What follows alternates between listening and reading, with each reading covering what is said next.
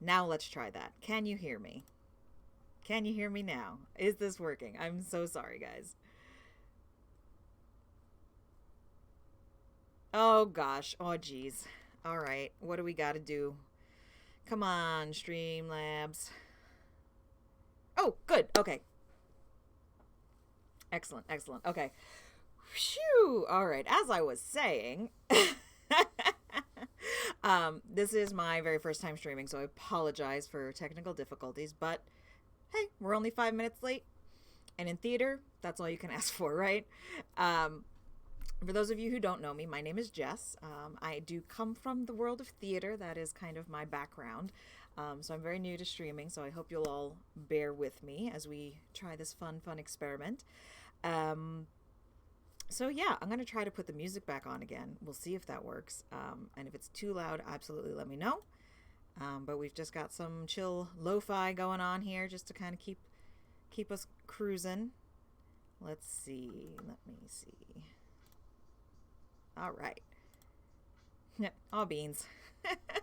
All right. Well, welcome. This is just for me to kind of hang out with some people, share some stories. Yes, you can find me on Twitter at BardicBelle. And you can also check into the Chaotic Tiefling ATL Discord. We have a little chat space there where you can join me while we are offline. But yeah, today we're going to be doing some fairy tales. Um, and I'm going to just show you here. This is my mug of tea that I have today. Oh, you can't see it because it is green. That is hilarious. Okay, well, it's green, but it's a wonderful vintage mug that I found on Etsy. And today I am drinking Trader Joe's spiced chai. So if you want to post what you're drinking and you're in the chat, that'd be great. We can have a chat about that. But I'm gonna drink this, even though it's in the woods somewhere. Anyway, so I'm gonna start. I have two books, two massive books here, and I am going to start with some Grimm's fairy tales. These are some of my favorites. So I bookmarked a few. We're gonna take a break about halfway through, and then you guys can like put some requests in the chat as well. But let's start here. Ooh, pumpkin spice coffee, very good. Magic Galaxy tea, a crab mug, of course. Yes, we love a crab. My crab's around here somewhere. I'll find them later. But for now, let's get started. All right. So we are going to start with Grimm's fairy tales, and we're going to start with Little Briar Rose. A long time ago, there were a king and queen who said every day, "Ah, if only we had a child." But they never had one. But it happened that once, when the queen was bathing, a frog crept out of the water to the land and said to her, "Your wish shall be fulfilled. Before a year has gone by, you shall have a daughter." I don't know about that. I don't know how I feel about a frog kind of coming in while I'm having a bath. I don't know. That seems kind of sketchy. But what the frog had said came true, and the queen had a little girl who was so pretty that the king could not contain himself for joy and ordered a great feast. He invited not only his kindred, friends, and acquaintances, but also the wise women, in order that they might be kind and well disposed towards the child. There were 13 of them in his kingdom, but as he had only 12 golden plates for them to eat out of, one of them had to be left at home.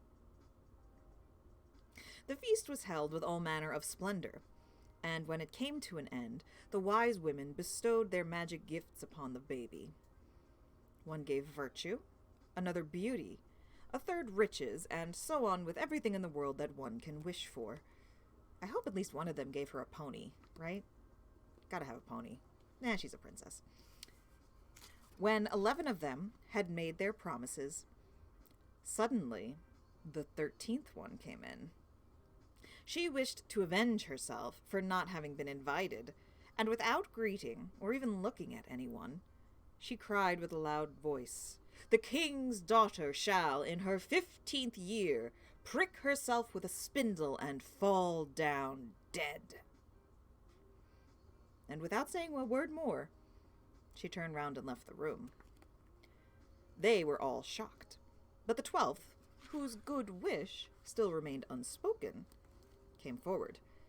And as she could not undo the evil sentence, but only soften it, she said, "It shall not be death, but a deep sleep of 100 years, into which the princess shall fall."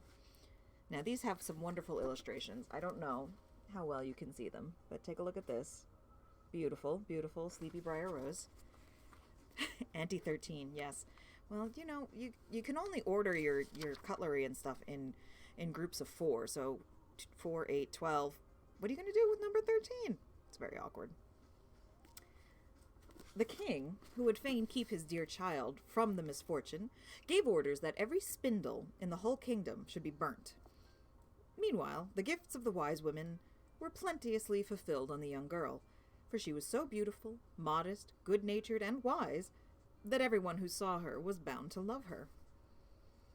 It happened that on the very day when she was 15 years old, the king and queen were not at home, and the maiden was left in the palace quite alone. That seems like a bad idea. Does anybody else think maybe if we're, our daughter's going to turn 15 and something bad's going to happen, we should be there? So she went round into all sorts of places, looked into rooms and bedchambers just as she liked, and at last came to an old tower. She climbed up the narrow, winding staircase and reached a little door.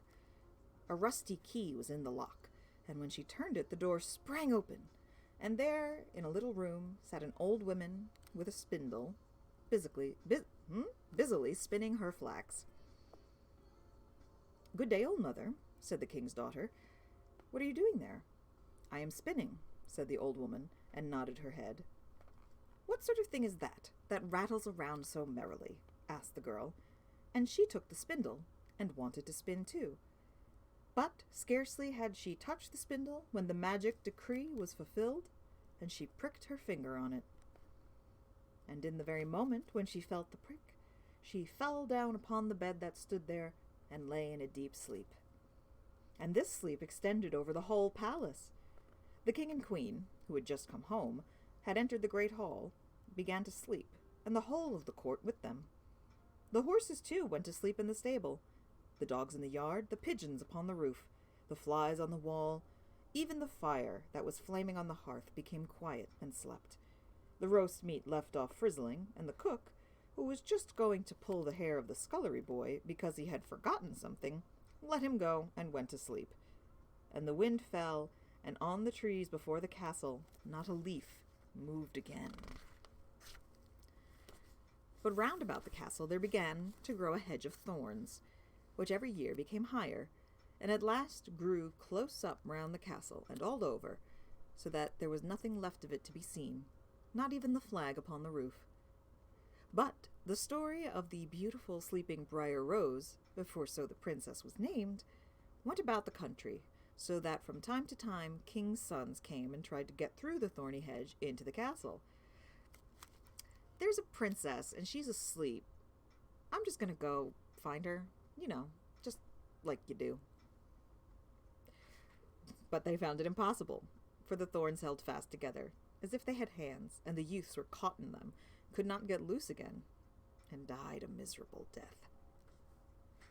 After long, long years, a king's son came again to that country, and heard an old man talking about the thorn hedge, and that a castle was said to stand behind it, in which a wonderfully beautiful princess named Briar Rose had been asleep for 100 years, and that the king and queen and the whole court were asleep likewise. He had heard, too, from his grandfather, that many kings' sons had already come, and had tried to get through the thorny hedge, but they had remained sticking fast in it, and had died a pitiful death. Then the youth said, "I am not afraid. I will go and see the beautiful Briar Rose." The good old man might dissuade him as he would. He did not listen to his words. Ain't that just the way? But by this time the 100 years had passed, and the day had come when Briar Rose was to awake again.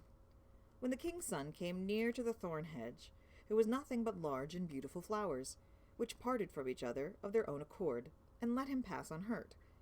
Then they closed again behind him like a hedge. In the castle yard he saw the horses and the spotted hounds lying asleep. On the roof sat the pigeons, with their heads under their wings. And when he entered the house, the flies were asleep upon the wall. The cook in the kitchen was still holding out his hand to seize the boy, and the maid was sitting by the black hen which she was going to pluck. He went on farther, and in the great hall he saw the whole of the court lying asleep, and up by the throne lay the king and queen. Then he went on still farther, and all was so quiet that a breath could be heard. And at last he came to the tower, and opened the door into the little room where Briar Rose was sleeping. There she lay, so beautiful that he could not turn his eyes away, and he stooped down and gave her a kiss. But as soon as he kissed her, Briar Rose opened her eyes and awoke, and looked at him quite sweetly. Then they went down together, and the king awoke, and the queen, and the whole court, and looked at each other in great astonishment. And the horses in the courtyard stood up and shook themselves, the hounds jumped up and wagged their tails, the pigeons upon the roof pulled out their heads from under their wings, looked around, and flew into the open country. The flies on the wall crept again, and the fire in the kitchen burned up and flickered and cooked the meat. The joint began to turn and sizzle again, and the cook gave the boy such a box on the ear that he screamed, and the maid finished plucking the fowl. And then the marriage of the king's son with Briar Rose was celebrated with all splendor, and they lived contented to the end of their days. You know, I gotta admit, Sleeping Beauty is my favorite Disney princess. It might have something to do with the fact that Prince Philip is, without question, the best Disney prince. But it doesn't seem quite the same as this story. I get the impression that had this king's son not come along, the curse still probably would have been lifted. Sounds like he just kind of got lucky. Like, this was the perfect time. You know? Listen, I know we have some disagreements about princesses, but I love Sleeping Beauty. I also kind of relate to Merryweather, the blue one, for those of you who don't know. I'm not going to get into that. But anyway, that's Briar Rose. All right. What do we got next? Let's see. I'm going to take that out. Let's see here. Here's one. This one I haven't actually read yet, but it sounds exciting. This is called The King of the Golden Mountain. There was a certain merchant who had 2 children, a boy and a girl. They were both young and could not walk. And 2 richly laden ships of his sailed forth to sea with all his property on board. And just as he was expecting to win much money by them, news came that they had gone to the bottom, and now, instead of being a rich man, he was a poor one, and had nothing left but one field outside the town. In order to drive his misfortune a little out of his thoughts, he went out to this field, and as he was walking to and fro, a little black mannikin stood suddenly by his side, and asked why he was so sad, and what he was taking so much to heart. You're going to scream forever until I read Beauty and the Beast.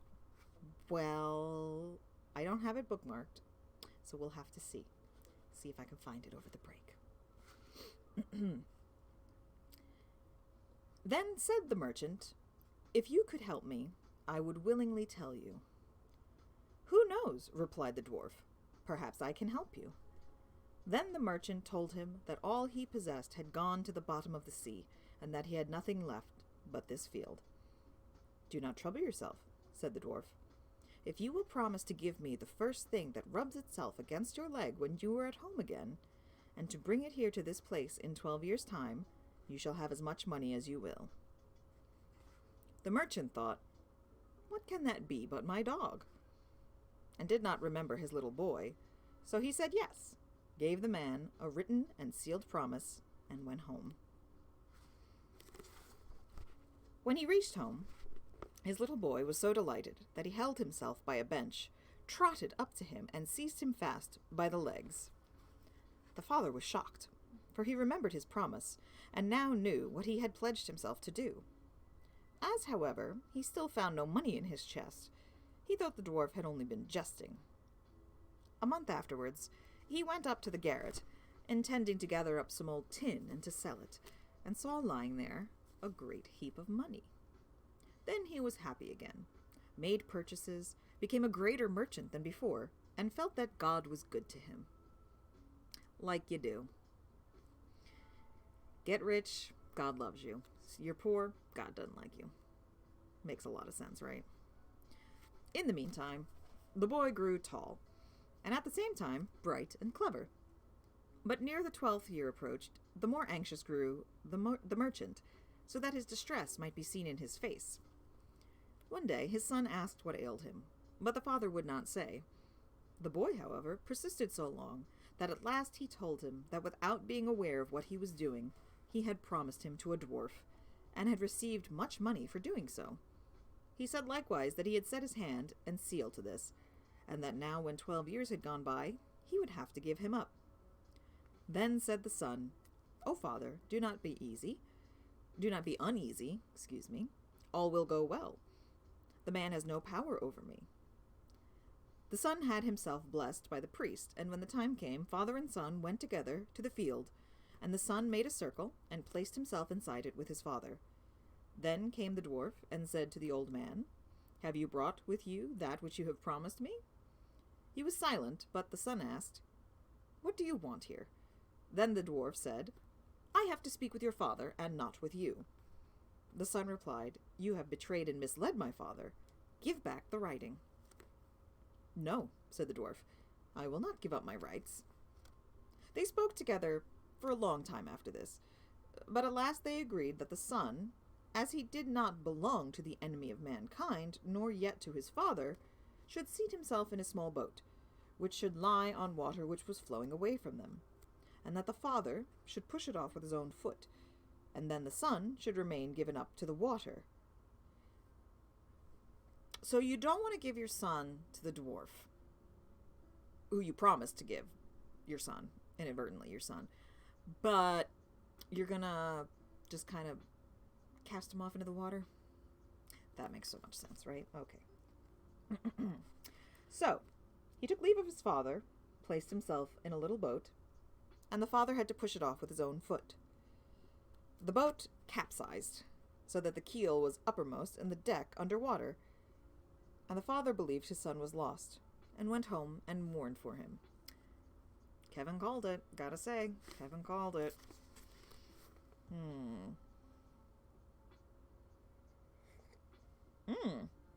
Apparently, Kevin didn't quite call it. All it did was capsize. The boat did not sink, but floated away quietly, and the boy sat safely inside it, and it floated thus for a long time, until at last it ran into an unknown shore. Then he landed and saw a beautiful castle before him, and set out to go to it. But when he entered it, he found that it was bewitched. He went through every room, but all were empty, until he reached the last, where a snake lay coiled in a ring. The snake, however, was an enchanted maiden, who rejoiced to see him, and said, "Have you come, O my deliverer? I have already waited 12 years for you. This kingdom is bewitched, and you must set it free." "How can I do that?" he inquired. "Tonight come 12 men, covered with chains, who will ask what you are doing here. But be silent, give them no answer, and let them do what they will with you. They will torment you, beat you, stab you." Oh, I lost my place. There we go. "Let everything pass, only do not speak. At 12 o'clock they must go away again. On the second night, 12 others will come. On the third, 24, who will cut off your head, but at 12 o'clock their power will be over." Okay. "And then, if you have endured all, and have not spoken the slightest word, I shall be released. I will come to you, and will have in a bottle some of the water of life. I will rub you with that, and then you will come to life again, and be as healthy as before." Then said he, "I will gladly set you free." Now, if you made a snake in a castle that's abandoned, and she says there's going to be a bunch of guys coming, they're going to beat the crap out of you, and then they're going to cut your head off, would you stay? I don't know. That to me seems awfully suspect. Just saying.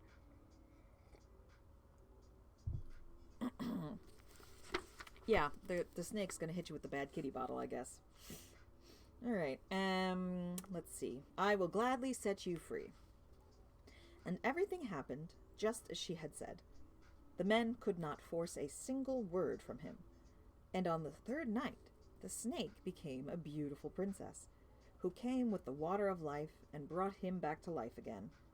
So she threw herself into his arms and kissed him, and there was joy and gladness in the whole castle. After this, their marriage was celebrated, and he was king of the Golden Mountain. They lived very happily together, and the queen bore a fine boy. 8 years had already gone by when the king bethought him of his father. His heart was moved, and he wished to visit him. The queen, however, would not let him go away, and said, "I know beforehand it will cause my unhappiness."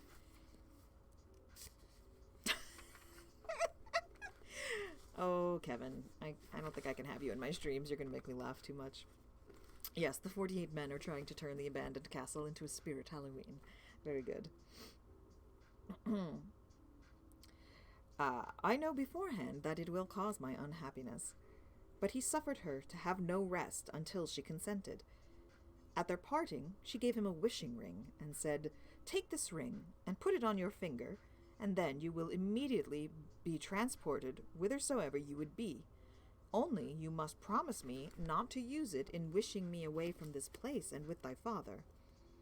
That he promised her, and put the ring on his finger, and wished himself at home, just outside the town where his father lived. Instantly he found himself there, and made for the town. But when he came to the gate, the sentries would not let him in, because he wore such strange and yet such rich and magnificent clothing. Then he went to a hill where a shepherd was watching his sheep, changed clothes with him, put on his old shepherd's coat, and then entered the town without hindrance. When he came to his father, he made himself known to him, but he did not at all believe that the shepherd was his son, and said he certainly had had a son, but that he was dead long ago. However, as he saw he was a poor, needy shepherd, he would give him something to eat. Then the shepherd said to his parents, "I am verily your son. Do you know of no mark on my body by which you could recognize me?" "Yes," said his mother. "Our son had a raspberry mark under his right arm." He slipped back his shirt, and they saw the raspberry under his right arm, and no longer doubted that he was their son. I think the moral of this story might be get a tattoo. I don't know, just a thought. Then he told them that he was king of the Golden Mountain, and a king's daughter was his wife, and that they had a fine son of 7 years old. And then said the father, "That is certainly not true. It is a fine kind of king who goes about in a ragged shepherd's coat." On this the son fell in a passion, and without thinking of his promise, turned his ring round, and wished both his wife and child with him. They were there in a second, but the queen wept, and reproached him, and said that he had broken his word, and had brought misfortune upon her. He said, "I have done it thoughtlessly, and not with evil intention," and tried to calm her, and she pretended to believe this, but she had mischief in her mind.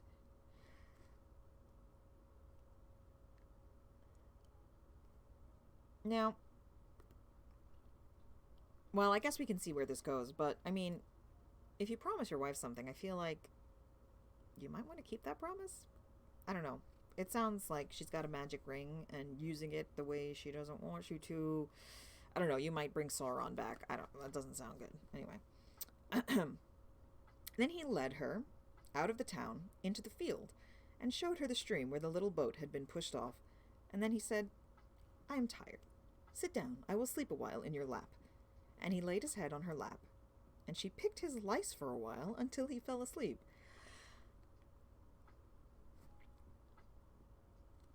She picked his lice for a while until he fell asleep. When he was asleep, she first drew the ring from his finger. Then she drew away the foot which was under him, leaving only the slipper behind her. And she took her child in her arms, and wished herself back in her own kingdom. When he awoke, There he lay, quite deserted, and his wife and child were gone, and so was the ring from his finger. The slipper only was still there as a token. Home to your parents you cannot return, thought he. They would say you were a wizard. You must be off, and walk on until you arrive in your own kingdom. So he went away, and came at length to a hill, by which 3 giants were standing, disputing with each other because they did not know how to divide their father's property. When they saw him passing by, they called to him, and said little men had quick wits, and that he was to divide their inheritance for them. The inheritance, however, consisted of a sword, which, if anyone took it in his hand and said, "All heads off but mine," every head would lie on the ground. Secondly, of a cloak, which made anyone who put it on invisible. Thirdly, of a pair of boots, which could transport the wearer to any place he wished in a moment. He said, "Give me the 3 things that I may see if they are still in good condition." I think we know where this is going. They gave him the cloak, and when he had put it on, he was invisible and changed into a fly. Then he resumed his own form and said, "The cloak is a good one. Now give me the sword." They said, "No, we will not give you that. If you were to say 'all heads off but mine,' all our heads would be off, and you alone would be left with yours." Nevertheless, they gave it to him on the condition that he would try it only against a tree. This he did, and the sword cut into the trunk of a tree as if it had been a blade of straw. Oh, hey, dragon. Thanks for coming by. Hello. Good to see you. Let's see. Where were we? He cut the tree as if it had been a blade of straw. Then he wanted to have the boots likewise. But they said, "No, we will not give them. If you had them on your feet and were to wish yourself at the top of the hill, we should be left down here with nothing." "Oh, no," said he. "I will not do that." So they gave him the boots as well. And now, when he had got all these things, he thought of nothing but his wife and child, and said as though to himself, "Oh, if I were but on the Golden Mountain." And at the same moment he vanished from the sight of the giants, and thus their inheritance was divided. Yeah, we saw that coming. When he was near his palace, he heard sounds of joy, and fiddles and flutes, and the people told him that his wife was celebrating her wedding to another. Then he fell into a rage and said, "False woman! She betrayed and deserted me whilst I was asleep." So he put on his cloak, and unseen by all, went into the palace. When he entered the dining hall, a great table was spread with delicious food, and the guests were eating and drinking, and laughing and jesting. She sat on a royal seat in the midst of them in splendid apparel, with a crown on her head. He placed himself behind her, and nobody saw him. When she put a piece of meat on a plate for herself, he took it away and ate it, and when she poured out a glass of wine for herself, he took it away and drank it. She was always helping herself to something, and yet she never got anything, for plate and glass disappeared immediately. Then, dismayed and ashamed, she rose and went to her chamber and wept, but he followed her there. She said, "Has the devil power over me? Or did my deliverer never come?" Then he struck her in the face and said, "Did your deliverer never come? It is he who has you in his power, you traitor. Have I deserved this from you?" Then he made himself visible, went into the hall, and cried, "The wedding is at an end. The true king has returned." The kings, princes, and counselors who were assembled there ridiculed and mocked him, but he did not trouble to answer them, and said, "Will you go away or not?" On this they tried to seize him, and pressed upon him, but he drew the sword and said, "All heads off but mine." And all the heads rolled on the ground, and he alone was master, and once more king of the Golden Mountain. That was a weird one. You know, there's a lot of stuff about gold and trickery and deceiving people and things like that in all these stories, and it's just so odd sometimes. I'm not really sure what the moral of that one was supposed to be. He was the bad guy, I get that, because he didn't do what his wife wanted. But what's with the dad and the dwarf? Like, where does the dwarf come into this? Did he put the princess in the snake thing? Is that what happened? I'm really not sure. This goes a little off the rails, I think. It's very strange. The Middle Ages were mad dysfunctional. Yeah. All right, let's see. Should we switch over to some Hans Christian Andersen? Let's see what we have in here. Let's see. What do we have in here? Well, thank you so much. I'm so glad you're enjoying the stream. I hope everybody's having a good time. I hope you're all drinking some delicious beverages. This is my fancy vintage mug that is spooky and part of the trees, I guess. And I am drinking Trader Joe's spiced chai.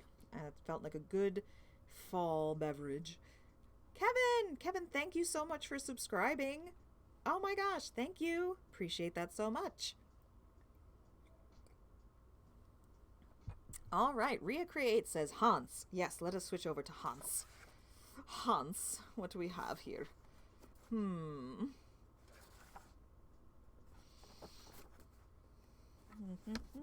We have some more familiar ones, I think, in this book. Ah, yes. Let us start with The Princess and the Pea. Aha. Once upon a time, there was a prince who wanted to have a princess of his own, but she must be a proper princess. So he traveled all over the world in order to find such a one. But every time there was something wrong. There were plenty of princesses, but he could never quite make one out if they were real princesses. There was always something that wasn't quite right. So he came back home, and he was very much upset, because he did so long for a real princess. One evening, a terrible storm blew up. There was lightning and thunder. The rain came pouring down. It was something dreadful.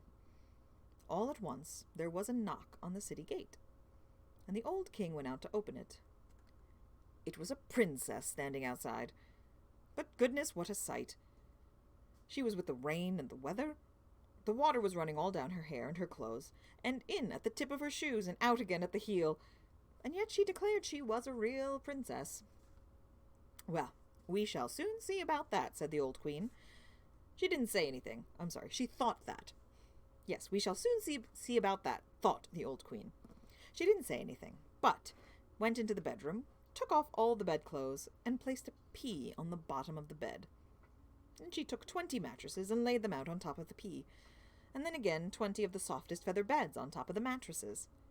That's where the princess had to sleep for the night. In the morning, they asked how she slept. Oh, dreadfully badly, said the princess. I hardly had a wink of sleep all night. Goodness knows what there was in that bed. I was lying on something so hard that I'm simply black and blue all over. It was perfectly dreadful. So then, of course, they could see that she was really a princess, because she had felt the pea through 20 mattresses and 20 feather beds. Nobody but a real princess could have such tender skin as that. And so the prince took her to wife, because now he knew that he had a proper princess, and the pea was sent to the museum, where it is still to be seen, unless someone has taken it. There, that's something like a story, isn't it? I think Hans just threw shade at his own story. Something like a story, isn't it? It's a very brief one, very short, but so curious. Now, there are some people in my life who say that I complain too much. But maybe I'm just a princess. I do have a tiara. Let's see. Let's do that. It's princess time. Just as a princess today. There we are. Yes, beautiful. I love it.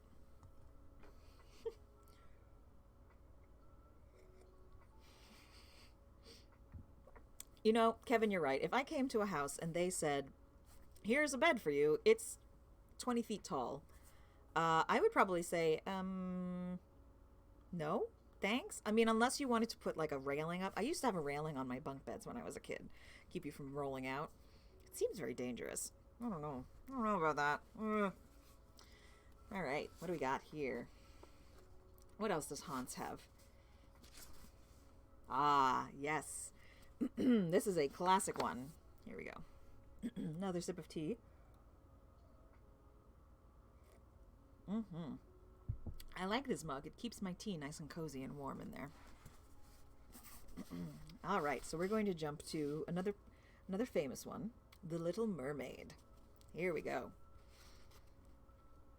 Far out at sea, the water's as blue as the petals of the loveliest cornflower and as clear as the purest glass.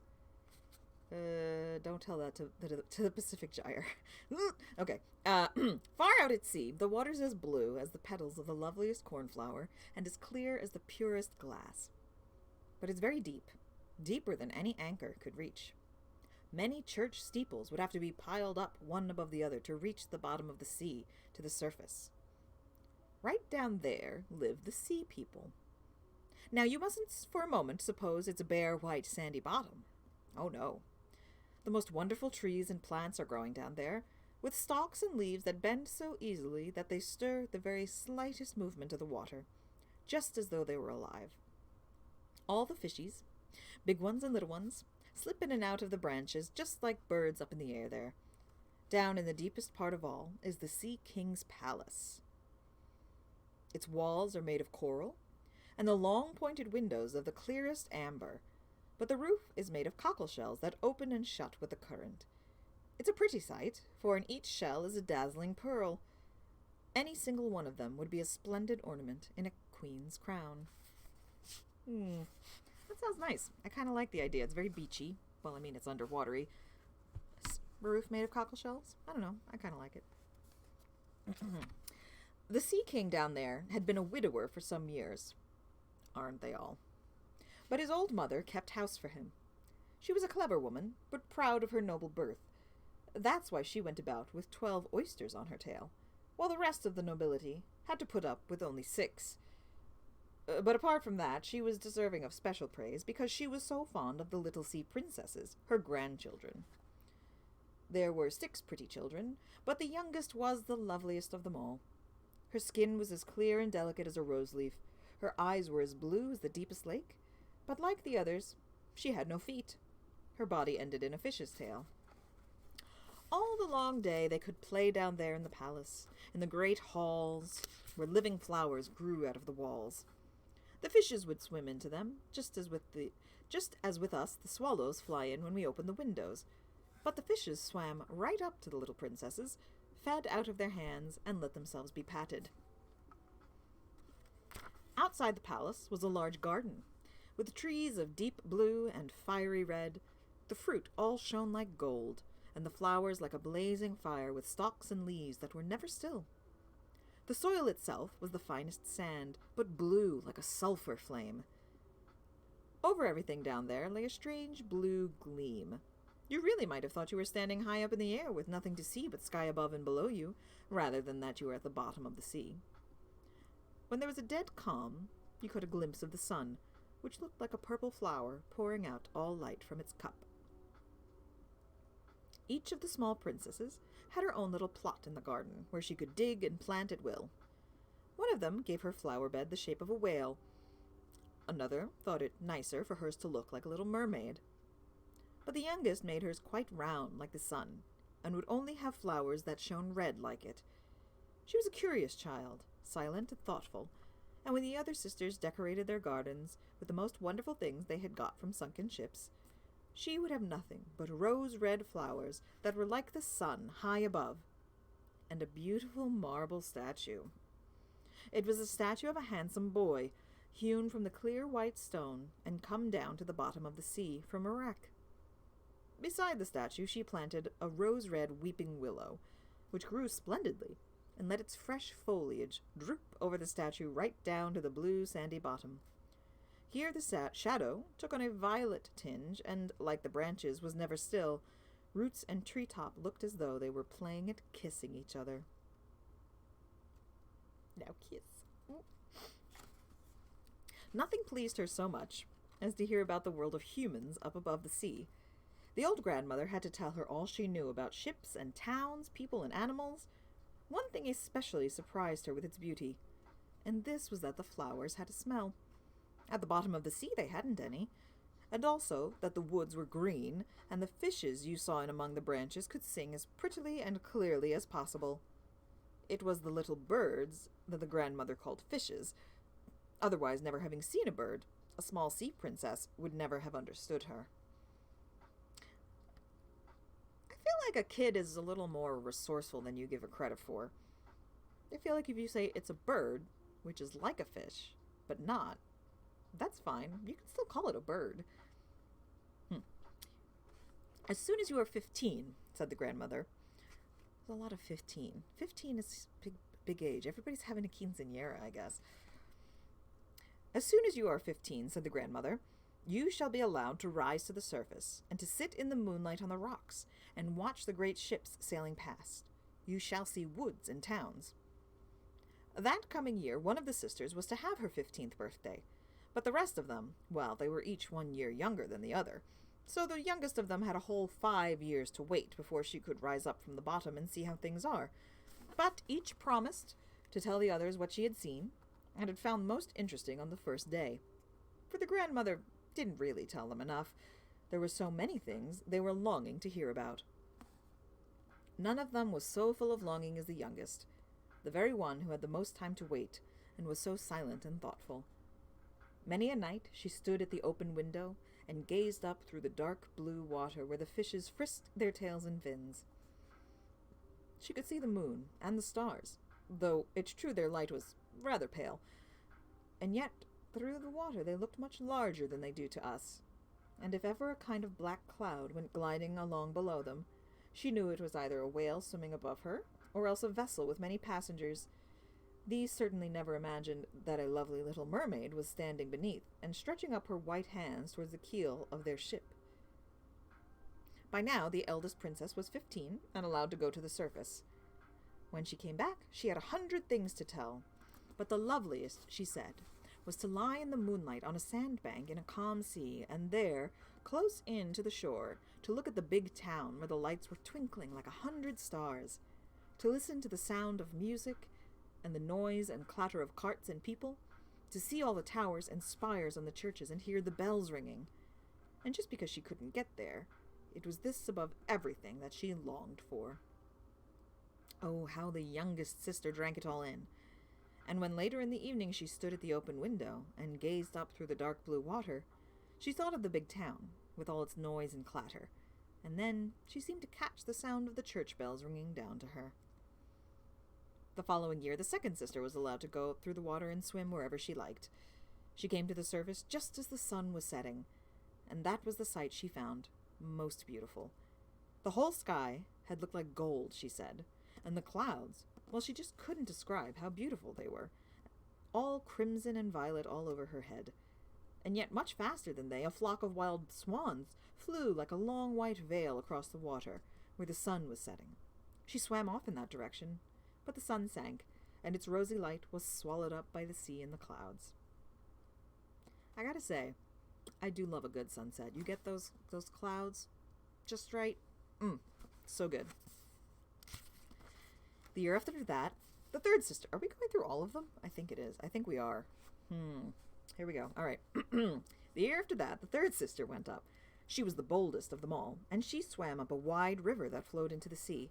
She saw delightful green slopes with grapevines, manors and farms peeped out among magnificent woods. She heard all the birds singing, and the sun was so hot that she often had to dive under the water to cool her burning face. You gotta be careful of that. Wear your sunscreen, kids. Don't get sunburned. It's bad for you. In a small cove, she came upon a swarm of little human children, splashing about quite naked in the water. She wanted to play with them, but they ran away, terrified, and a little black animal came up. It was a dog. She had never seen a dog before. It barked at her so dreadfully that she got frightened and made for the open sea. But never could she forget the magnificent woods, the green slopes, and the darling children, who could swim in the water, although they had no fish's tails. The fourth sister was not so bold. She kept far out in the wild waste of ocean, and told them what was just so wonderful. You could see for miles and miles around you, and the sky hung above like a big glass bell. She had seen ships, but a long way off, looking like seagulls. The jolly dolphins had been turning somersaults, and enormous whales had spurted, and enormous whales had spurted up water from their nostrils, so that they seemed to be surrounded by 100 fountains. And now it was the turn of the fifth sister. Her birthday happened to come in winter, so she saw things the others hadn't seen the first time. The sea appeared quite green, and great icebergs were floating about. They looked like pearls, she said, and yet were much larger than the church towers put up by human beings. They were to be seen in the most fantastic shape, and they glittered like diamonds. She had sat down on one of the biggest, and all the ships gave it a wide berth as they sailed in terror past where she sat, with her long hair streaming in the wind. But late in the evening the sky became overcast with clouds. It lightened and thundered, and as dark waves lifted the great blocks of ice right up, so that they flashed in the fierce red lightning.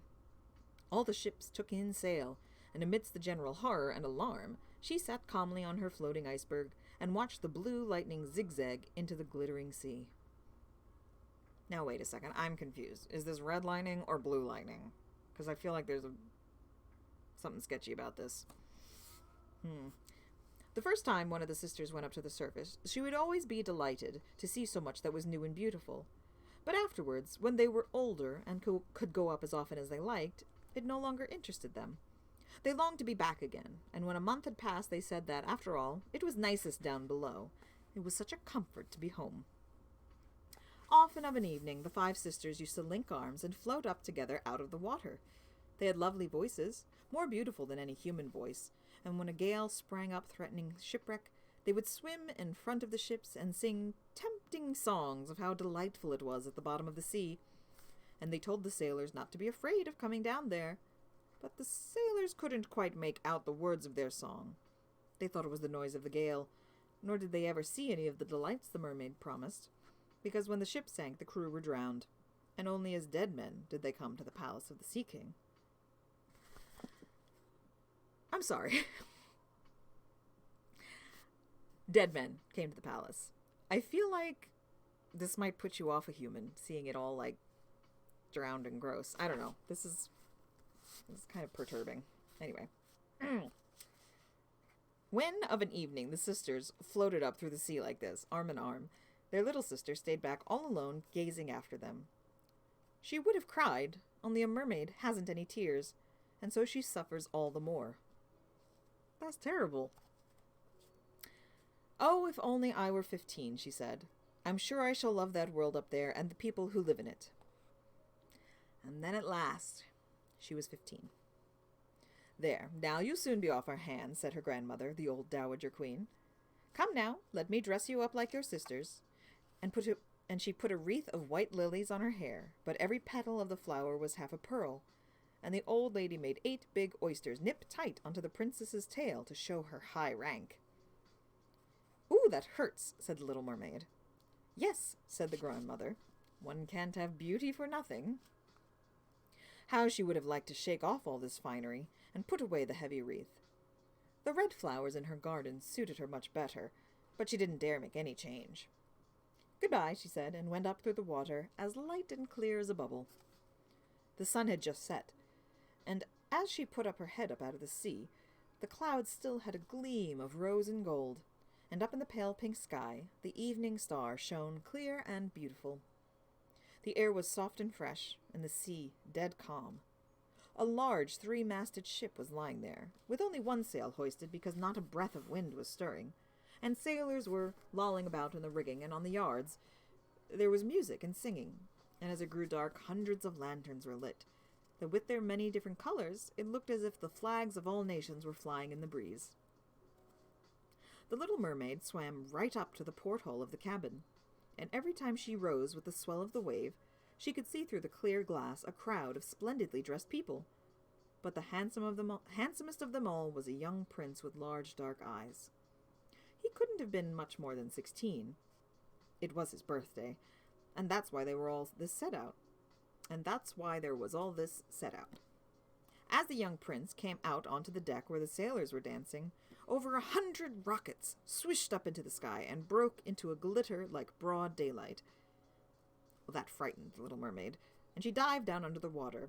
But she quickly popped up her head again, and look, it was just as if all the stars in heaven were falling down on her.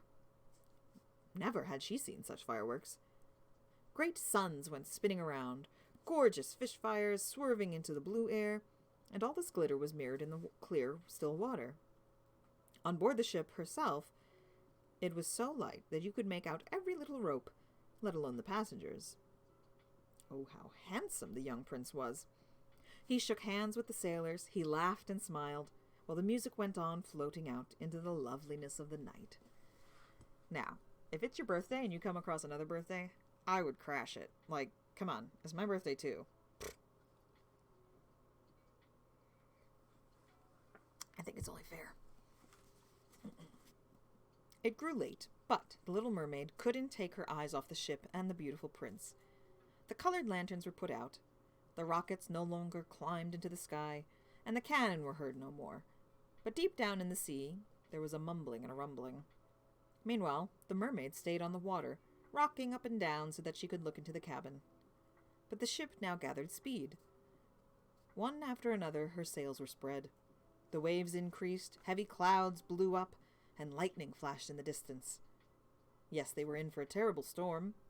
So the sailors took in their sails, as the great ship rocked and scudded through the raging sea. The waves rose higher and higher, like huge black mountains, threatening to bring down the mast. But the ship dived like a swan into the trough of the waves. Into the trough of the waves, and then rode up again on their towering crests.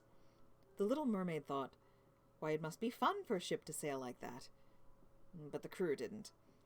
The vessel creaked and cracked. The stout planks crumpled up under the heavy pounding of the sea against the ship. The mast snapped in the middle like a stick, and then the ship gave a lurch to one side as the water came rushing into the hold. At last, the little mermaid realized they were in danger. She herself had to look out for the beams and bits of wreckage that were drifting on the water. One moment it was so pitch dark that she couldn't see a thing, but then when the lightning came it was so bright that she could make out everyone on board. It was now a case of each man for himself. The young prince was the one she was looking for, and as the ship broke up, she saw him disappear into the depths of the sea. Just for one moment she felt quite pleased, for now he would come down to her. But then she remembered that humans can't live under the water, and that only as a dead man could he come down to her father's palace.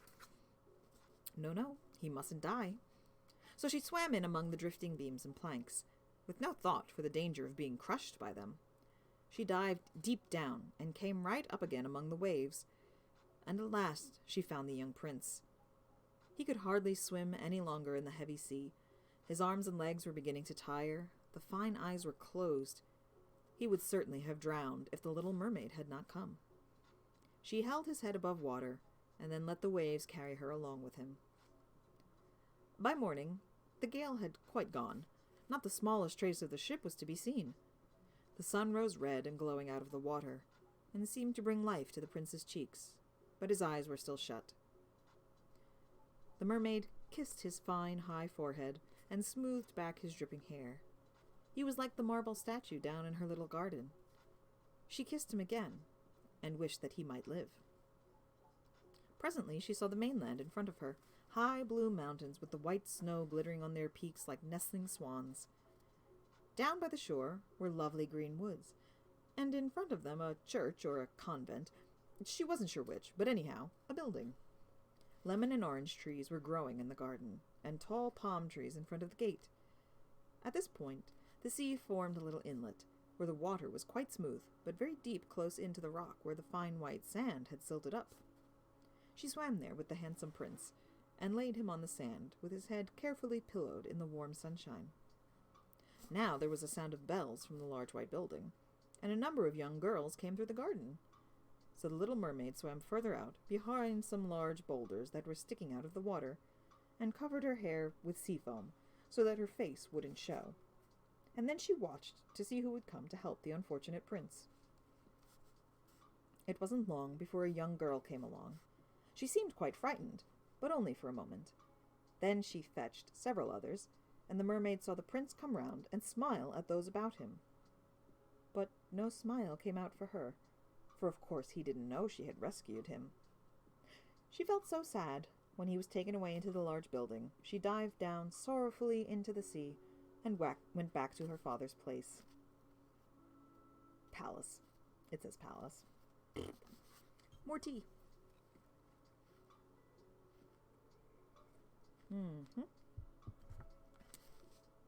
Silent and thoughtful as she'd always been, she now became much more so. Her sisters asked her what she had seen on a first visit to the surface, but she wouldn't say. Many a morning and many an evening she rose up to where she had left the prince. She saw the fruit in the garden ripen and be gathered. She saw the snow melt on the peaks. But she never saw the prince, and so she always turned back more despondent than ever. Her one comfort was to sit in the little garden with her arms around the beautiful marble statue, which was so like the prince. She never looked after her flowers, and they grew into a sort of wilderness, out over the paths, and braided their long stalks and leaves onto the branches of the trees, until the light was quite shut out. At last she could keep it to herself no longer, but told one of her sisters. And immediately all the rest got to know, but nobody else, except a few other mermaids, who didn't breathe a word to any but their nearest friends. One of these was able to say who the prince was. She too had seen the party that was held on board the ship, and knew where he came from, and whereabouts his little kingdom was.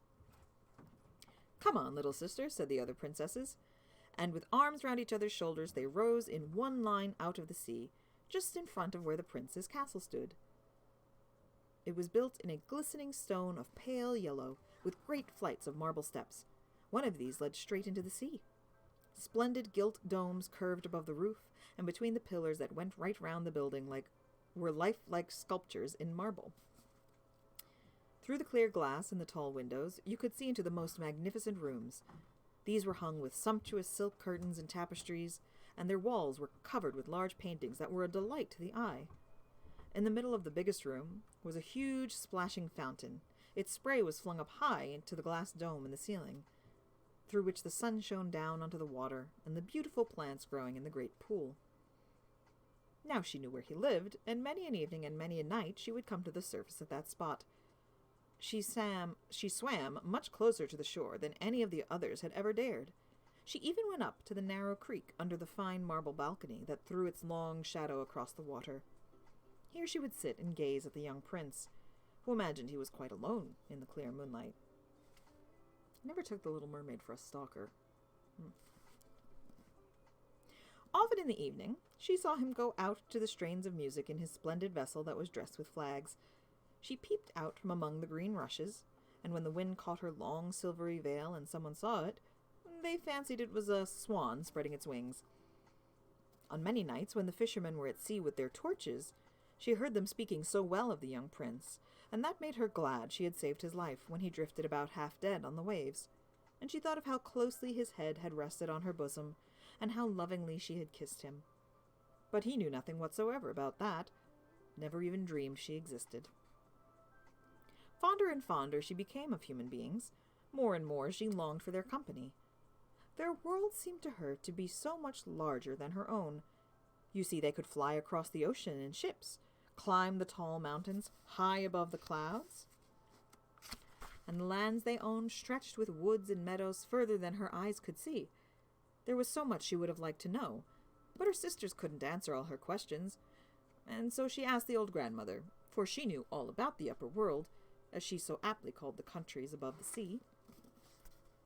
"If people don't drown," asked the little mermaid, "can they go on living forever? Don't they die as we do down here in the sea?" "Yes, yes," said the old lady. "They too have to die. Their lifetime is even shorter than ours. We can live for 300 years. But when our life here comes to an end, we merely turn into foam on the water. We haven't even a grave down here among those we love. We've no immortal soul. We shall never have another life. We're like the green rush. Once it's been cut, it can't grow green again. But human beings have a soul which lives forever, still lives after the body is turned to dust. The soul goes climbing up through the clear air, up till it reaches the shining stars. Just as we rise up out of the sea and look at the countries of human beings, so they rise up to beautiful unknown regions, ones we shall never see. There's something incredibly traumatic about this, I find. I don't know. The Little Mermaid doesn't have a soul. Who knew? Why haven't we gotten an immortal soul? Asked the Little Mermaid. I would give the whole 300 years I have to live to become for one day a human being and then share in that heavenly world. You mustn't go worrying about that, said the grandmother. We're much happier and better off here than the people who live up there. So then I'm doomed to die and float like foam on the sea, never to hear the music of the waves or see the lovely flowers and the red sun? Isn't there anything at all I can do to win an immortal soul? No, said the old lady. Only if a human being loved you so much that you were more to him than father and mother, if he clung to you with all his heart and soul and let the priest put his right hand in yours as a promise to be faithful and true here and in all eternity, then his soul would flow over into your body, and you too would get to share in human happiness. They made the crab into the grandmother. I think they made the grandmother into the crab, my dude. Getting a little backwards. Crabby grandmother with 12 oysters on her tail. Or clams, or whatever it was. This is still kind of strange, I think. So you get married, and then his soul becomes your soul? Isn't that his soul? Like, doesn't he need that? I'm not sure. Ah, here, okay. His soul would flow over into your body, and you too would get to share in human happiness. He would give you a soul, and yet keep his own. Well, okay. But that can never happen. The very thing that's so beautiful here in the sea, your fish's tail, seems ugly to people on the earth. They know so little about it that they have to have two clumsy supports called legs in order to look nice.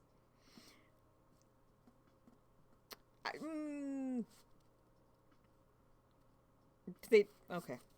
It's very judgmental on the grandmother's part that the legs are clumsy and don't look nice.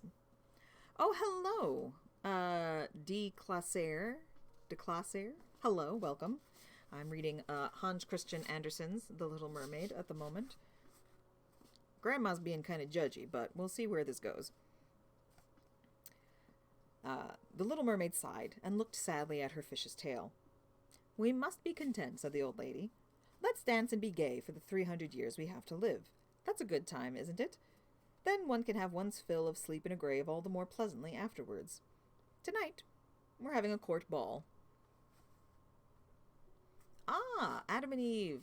Ah, I see, melodic blue. Thank you, yes. I guess that makes sense. Part of his rib thing and the whole... Yes, that does make sense, doesn't it? I don't think about things like that. But anyway, tonight we're having a court ball. There was something more magnificent than we ever see on the earth. In the great ballroom, walls and ceilings were made of thick but quite clear glass. Several hundred enormous shells, rose red and grass green, were ranged on either side, each with a blue burning flame, which lit up the whole room and, shining out through the walls, lit up the sea outside as well. Countless fishes, big and small, could be seen swimming towards the glass walls. The scales on some of them shone purple-red, and on others like silver and gold. I feel like there's a lot of Bible-y things in Hans Christian Andersen, much more so than Grimm's, I think. I'm not really sure. It's been a while since I've read through most of his book, but there's definitely like a lot of things about heaven and stuff like that, so it's an interesting thing to think about. I'm pretty sure Hans Christian Andersen also did... Yeah, The Little Match Seller. That's another one that I really like that story, but oh my god, it's sad. Thoughts of heaven and things like that. It's an interesting thing to think about, though. Through the middle of the ballroom flowed a wide running stream, on which mermen and mermaids danced to their own beautiful singing. Now, wait a second. If we're under the sea, why is there a stream? Is it like a current? Is it... I don't know. Anyway. Physics. Whatever. On which mermen and mermaids danced to their own beautiful singing. No human beings have voices so lovely. The little mermaid sang the most sweetly of them all, and they clapped their hands for her, and for a moment there was joy in her heart, for she knew that she had the most beautiful voice on earth or sea. But then her thoughts soon returned to the world above her. She couldn't forget the handsome prince, and her sorrow at not possessing like him an immortal soul. So she crept out of her father's palace, and while all in there was song and merriment, she sat grieving in her little garden. Suddenly, she caught the sound of a horn echoing through the water, and she thought, "Ah, there he is, sailing up above. He whom I love more than father or mother. He who is always in my thoughts and in whose hands I would gladly place the happiness of my life. I will dare anything to win him and an immortal soul. While my sisters are dancing there in my father's palace, I will go to the Sea Witch. I've always been dreadfully afraid of her, but perhaps she can help me and tell me what to do." So the little mermaid left, and set off for the place where the witch lived, on the far side of the roaring whirlpools. She had never been that way before. There were no flowers growing, no seagrass, nothing but the bare, gray, sandy bottom stretching right up to the whirlpools, where the water went swirling round like roaring mill wheels and pulled everything it could clutch down with it to the depths. She had to pass through the middle of these battering eddies in order to get to the Sea Witch's domain. And here for a long stretch there was no other way than over hot, bubbling mud. The witch called it her swamp. Her house lay behind it, in the middle of an extraordinary wood. All the trees and bushes were polyps, half animals and half plants. They looked like 100-headed snakes growing out of the earth. All the branches were long, slimy arms with supple worm-like fingers, and joint by joint from the root up to the very tip they were continuously on the move. This is gross.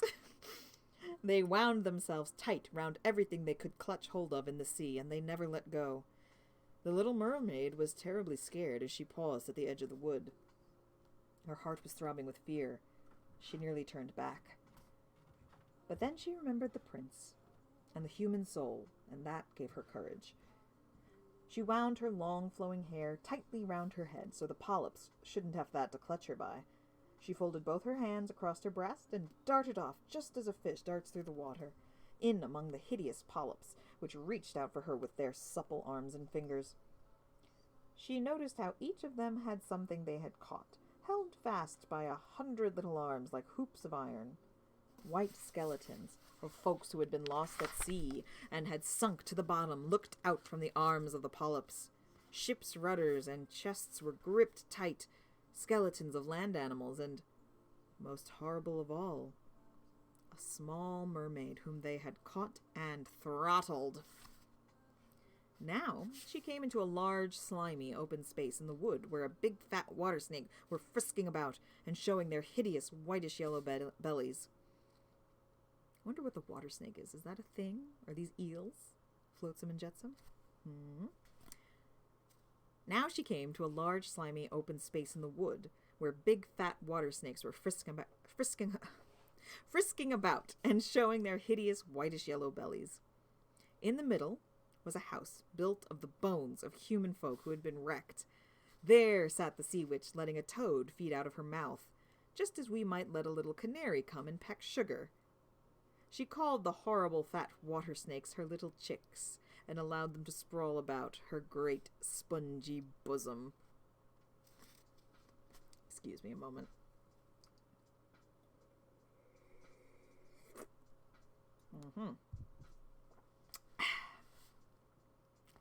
"I know well enough what you're after," said the sea witch. "How stupid of you. Still, you shall have your way, and it'll bring you into misfortune, my lovely princess. You want to get rid of your fish's tail, and in its place have a couple of stumps to walk on like a human being, so that the young prince can fall in love with you, and you can win him and an immortal soul." And with that, the witch gave such a loud, repulsive laugh that the toad and the snakes fell to the ground and remained sprawling there. "You've come at just the right time," said the witch.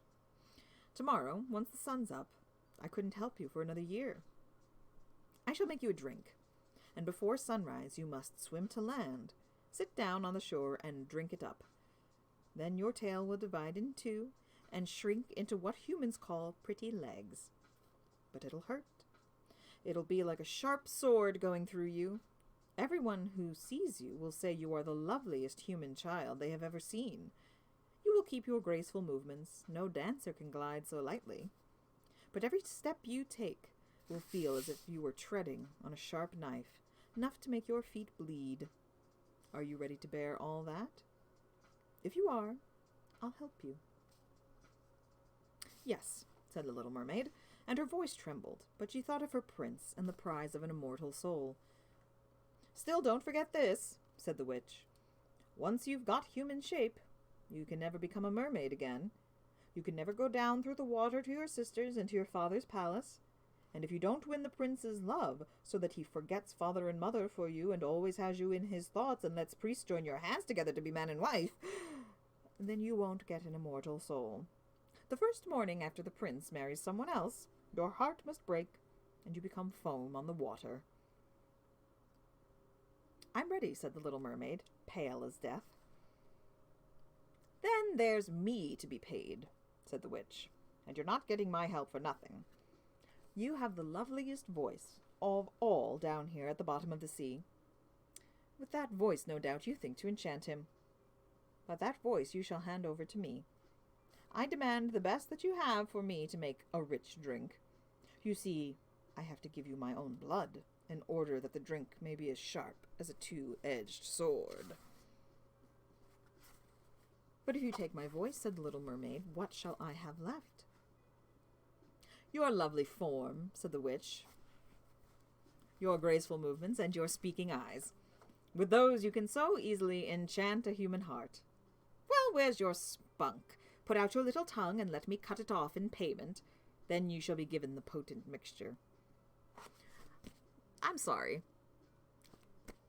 the witch has to cut out her tongue? I don't much care for that. That's not great. The blood and everything, it's a little horrific, isn't it? I don't think I'm handling this very well. Okay. "Go then," said the little mermaid, and the witch put the kettle on for brewing the magic drink. "Cleanliness before everything," she said, as she scoured out the kettle with a bundle of snakes she had knotted together. Next, she scratched her breast and let black blood drip down into the kettle. The steam took on the weirdest shapes, terrifying to look at. The witch kept popping fresh things into the kettle, and when it boiled up properly, it sounded like a crocodile in tears. At last the brew was ready. It looked like the clearest water. "There you are," said the witch, and cut off the little mermaid's tongue. She was now dumb, and could neither sing nor speak. "If the polyps should catch hold of you as you go back through the wood," said the witch, "throw but a single drop of this drink on them, and their arms and fingers will burst into 1,000 pieces." But the little mermaid had no need to do that. The polyps shrank from her in terror when they saw the dazzling drink that shone in her hand like a glittering star. So she quickly came through the wood, the swamp, and the roaring whirlpools. She could see her father's palace. The lights were out in the great ballroom. They were all certain to be asleep in there by this time. But she didn't anyhow dare to look for them, now that she was dumb and was going to leave them forever. She felt as if her heart must break for grief. She stole into the garden, picked one flower from each of her sister's flower beds, blew 1,000 finger kisses towards the palace, and rose then through the dark blue sea. The sun was not yet up, as she sighted the prince's castle and climbed the magnificent marble steps. The moon was shining wonderfully clear. The little mermaid drank the sharp burning potion, and it was as if a two-edged sword pierced through her delicate body. She fainted, and lay as though dead. Then the sun, streaming over the sea, woke her up, and she felt a sharp pain. But there in front of her stood the handsome young prince. He stared at her with his coal-black eyes, so that she cast down her own, and she saw that her fish's tail had gone, and she had the sweetest little white legs any young girl could wish for. But she was quite naked, so she wrapped herself in her long flowing hair. So you wake up, you're naked, there's a prince standing over you. Cool. The prince asked who she was and how she had come there, and she could only look back at him so gently and yet so sadly out of her deep blue eyes, for of course she couldn't speak. Then he took her by the hand and led her into the castle. Every step she took, as the witch had foretold, was as though she were treading on sharp knives and pricking gimlets. But she gladly put up with that. By the side of the prince she went along as lightly as a bubble, and he and all of them marveled at the charm of her graceful movements. Costly dresses were given to her of silk and muslin. She was the most beautiful in all the castle. But she was dumb, and she could neither sing nor speak. Lovely slave girls in gold and silk came out and danced before the prince and his royal parents. One of them sang more beautifully than all the rest, and the prince clapped and smiled at her. This saddened the little mermaid, for she knew that she herself had sung far more beautifully, and she thought, "Oh, if only he knew that I gave my voice away forever in order to be with him." Next, the slave girls danced a graceful gliding dance to the most delightful music, and then the little mermaid raised her pretty white arms, lingered on the tips of her toes, and then gliding across the floor, dancing as no one had danced before. She looked more and more lovely with every movement, and her eyes spoke more deeply to the heart than the slave girls singing. Everyone was enchanted, and especially the prince, who called her his little foundling.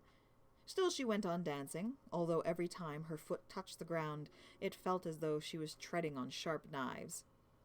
The prince said that she must never leave him, and she was allowed to sleep on a velvet cushion outside his door. All right, well, hold on a second.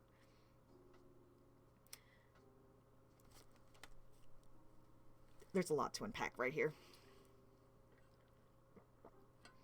A little cushion outside his door. Okay. Where was I? He had boy's clothes made for her, so that she could go riding with him on horseback. They rode through the sweet-smelling woods where the green boughs grazed her shoulders and the little birds sang among the cool foliage. She went climbing with the prince up high mountains, and although her delicate feet bled so that others could see it, she only laughed and went on and on with him until they could see the clouds sailing below them like a flock of birds migrating to other lands. Back at the prince's castle, when at night the others were asleep, she would go out to the broad marble steps and cool her tingling feet in the cold sea water, and then she would think of those down there in the depths of the sea. One night, her sisters rose up, arm in arm, singing, so mournfully as they swam on the water. She made signs to them, and they recognized her and told her how unhappy she had made them all. After that, they used to visit her every night, and once in the far distance she saw her old grandmother, who hadn't been above the water for many years, and also the Sea King wearing his crown. They both stretched out their hands towards her, but they didn't venture in so near to the shore as the 5 sisters. Day by day, she became dearer to the prince. He loved her as one loves a dear, good child, but he didn't dream of making her his queen. And yet, she had to become his wife, or else she would never win an immortal soul, but on his wedding morning would be turned to foam on the sea. "Do you like me best of all?" the little mermaid's eyes seemed to say, when he took her in his arms and kissed her lovely brow. "Yes," said the prince. "You're the dearest of all, because you have the kindest heart. You are the most devoted to me, and you remind me of a young girl I once saw, but shall never see again. I was sailing in a ship that was wrecked. The waves drove me ashore near a sacred temple where a number of young girls were serving. The youngest, who found me on the beach and saved my life. I only saw her twice. She was the only one I could ever love in this world, but you are so like her that you almost take the place of her image in my heart. She belongs to the holy temple, so that fortune has been kind in sending you to me. We will never part." Ah, little does he know, it was I who saved his life, thought the little mermaid, that I carried him across the sea to the temple in the wood, that I waited in the foam and watched if anyone would come. I saw the pretty girl he loves better than me. And the mermaid sighed deeply, for she didn't know how to cry. "The girl belongs to the sacred temple," he says. "She'll never come out into the world, and they'll never meet again. I am with him. I see him every day. I will take care of him, love him, give up my life to him." But now the prince was getting married, they said. Married to the pretty daughter of the neighboring king. and that was why he was fitting out such a splendid ship. The prince was going off to take a look at his neighbor's kingdom. That was how they put it, meaning that it was really to take a look at his neighbor's daughter. A large suite was to go with him, but the little mermaid shook her head and laughed. She knew the prince's thoughts far better than all the others. "I shall have to go," he said to her. "I shall have to visit the pretty princess, as my parents are so insistent. But force me to bring her back here as my wife, that they will never do. I can't love her. She is not like the beautiful girl in the temple as you are.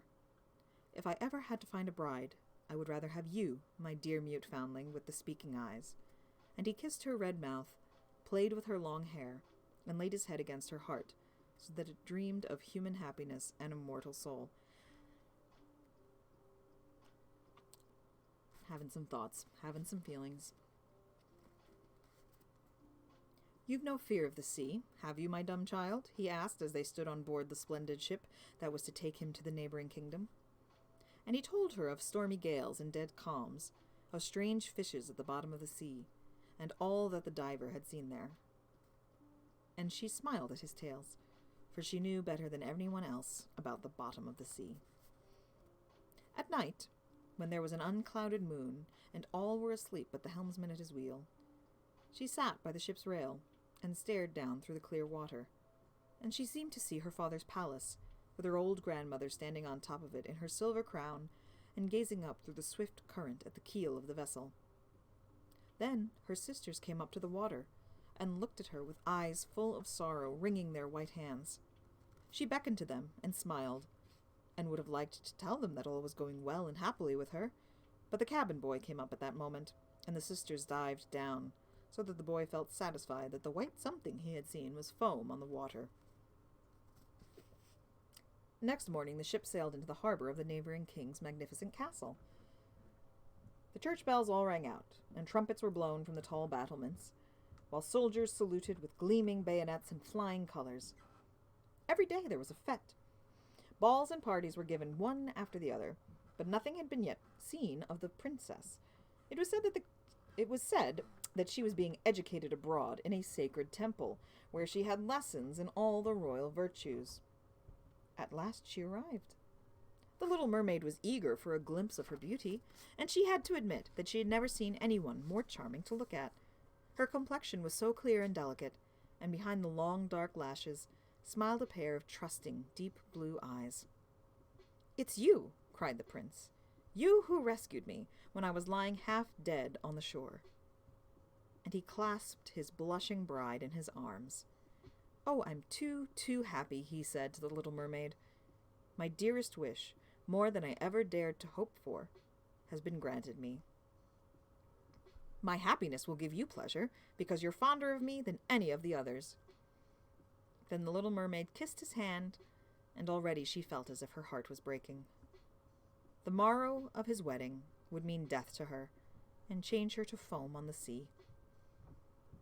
All the church bells were ringing, as the heralds rode round the streets to proclaim the betrothal. On every altar, sweet oil was burning in rich lamps of silver. The priests swung their censers, and bride and bridegroom joined hands and received the blessing of the bishop. Dressed in silk and gold, the little mermaid stood holding the bride's train. But her ears never held the festive music. Her eyes never saw the holy rites. She was thinking of her last night on earth, and of all she had lost in the world. It's kind of harsh making her carry the train, don't you think? That's not cool. That same evening, bride and bridegroom went on board the ship. The cannon thundered, the flags were all flying, and amidships they had put up a royal tent of gold and purple, strewn with luxurious cushions. Here the wedded couple were to sleep that calm, cool night.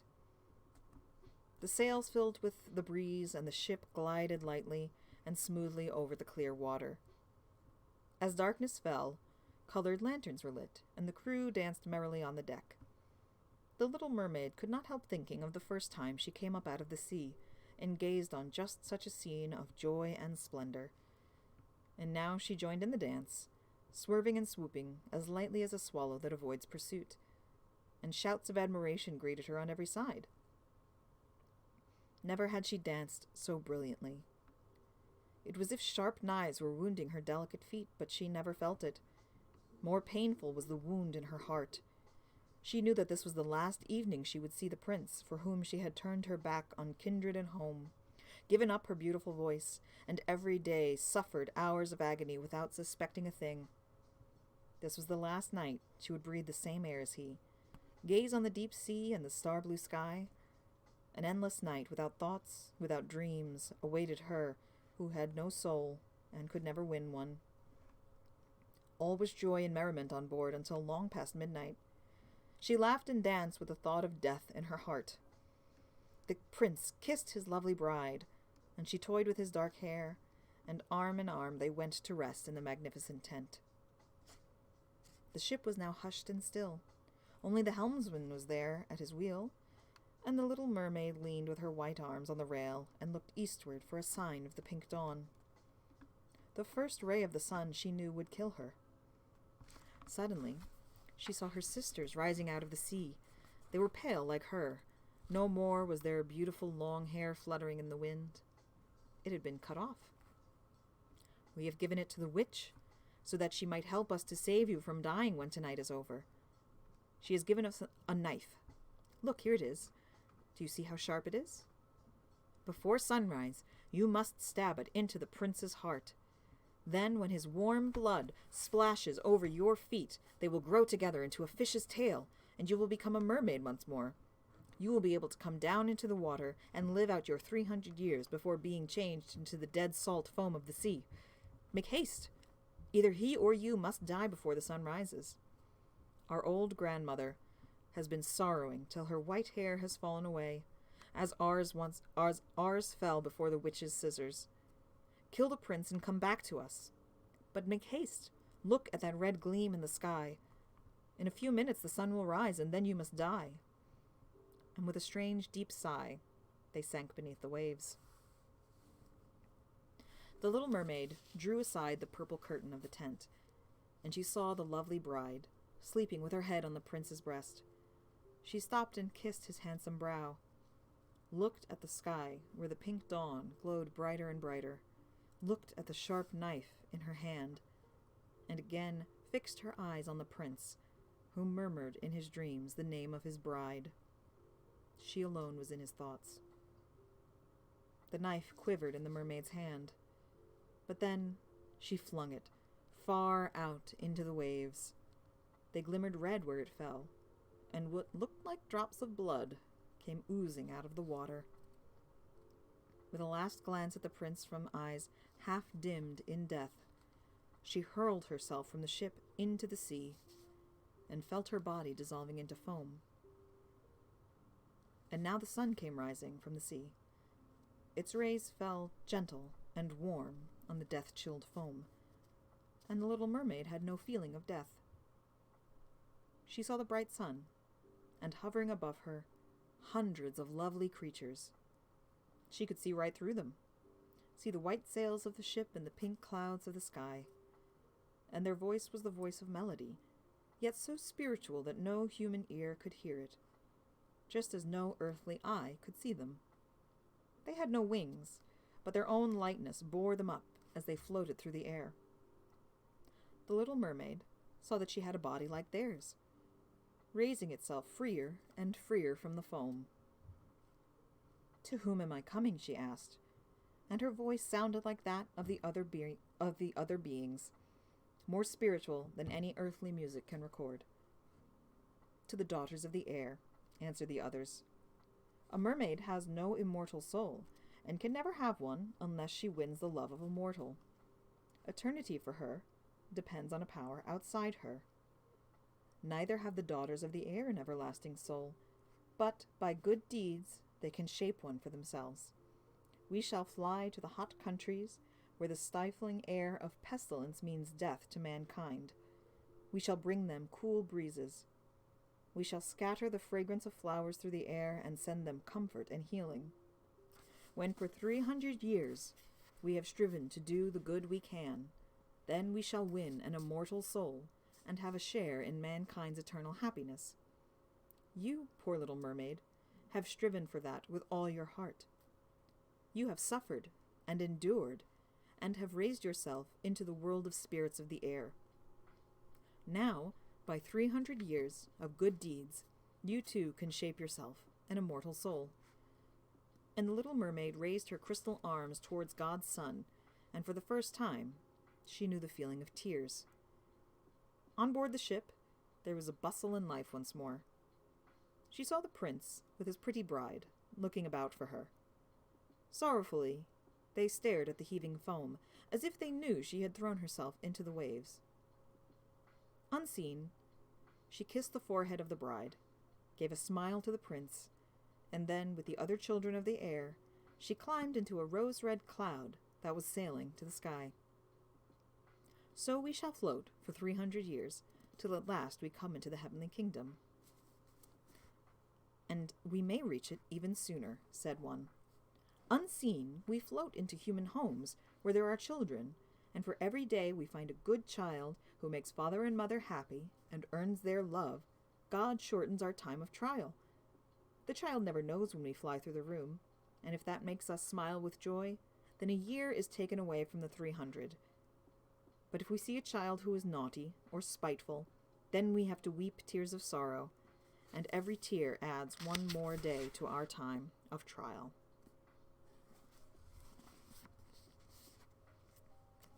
That was a pretty intense Little Mermaid, I gotta say.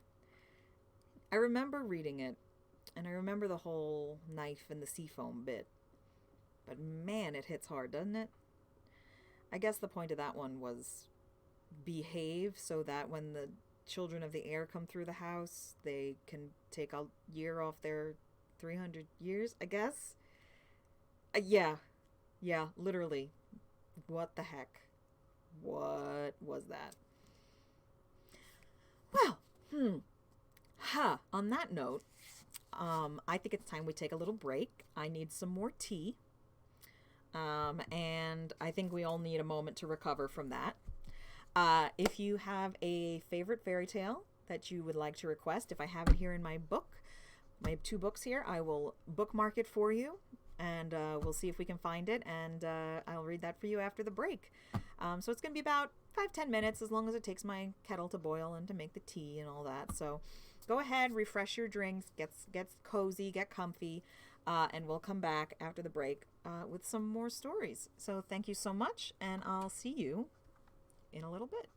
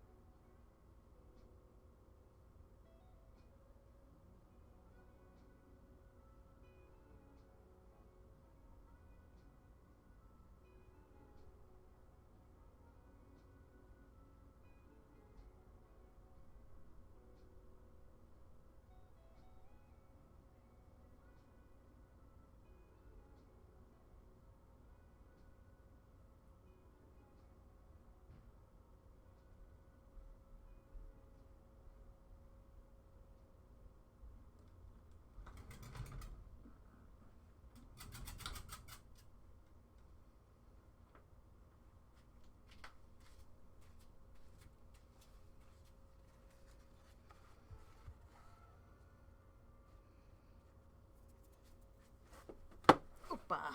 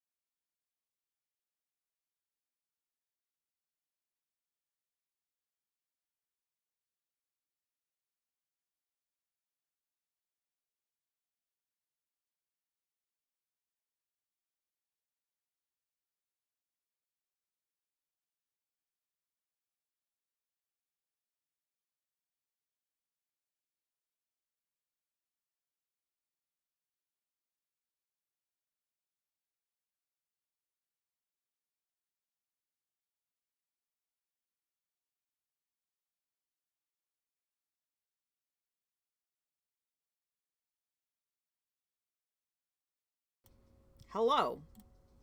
Gosh darn it. I've been yammering and you couldn't even hear me. I'm going to wait and see if I actually get confirmation that you've heard me. There we go. Okay, perfect. So I'm going to just say over again what I said before. Thank you so much for joining. I really appreciate having you guys here. Uh-oh, we might have a little furry visitor in a moment. She's looking at me.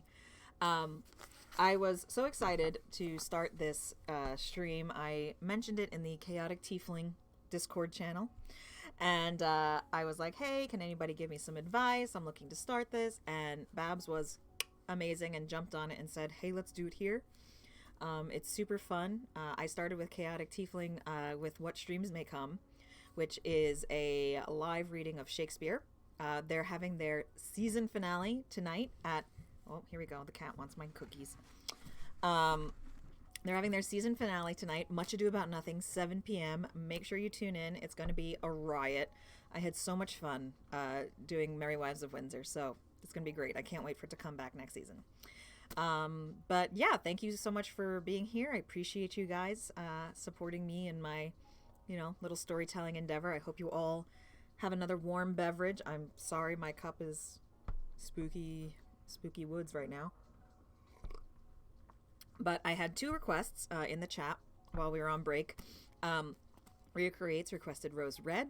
And of course, Dwarf Queen also asked for Beauty and the Beast. And I looked it up, and apparently Beauty and the Beast is French.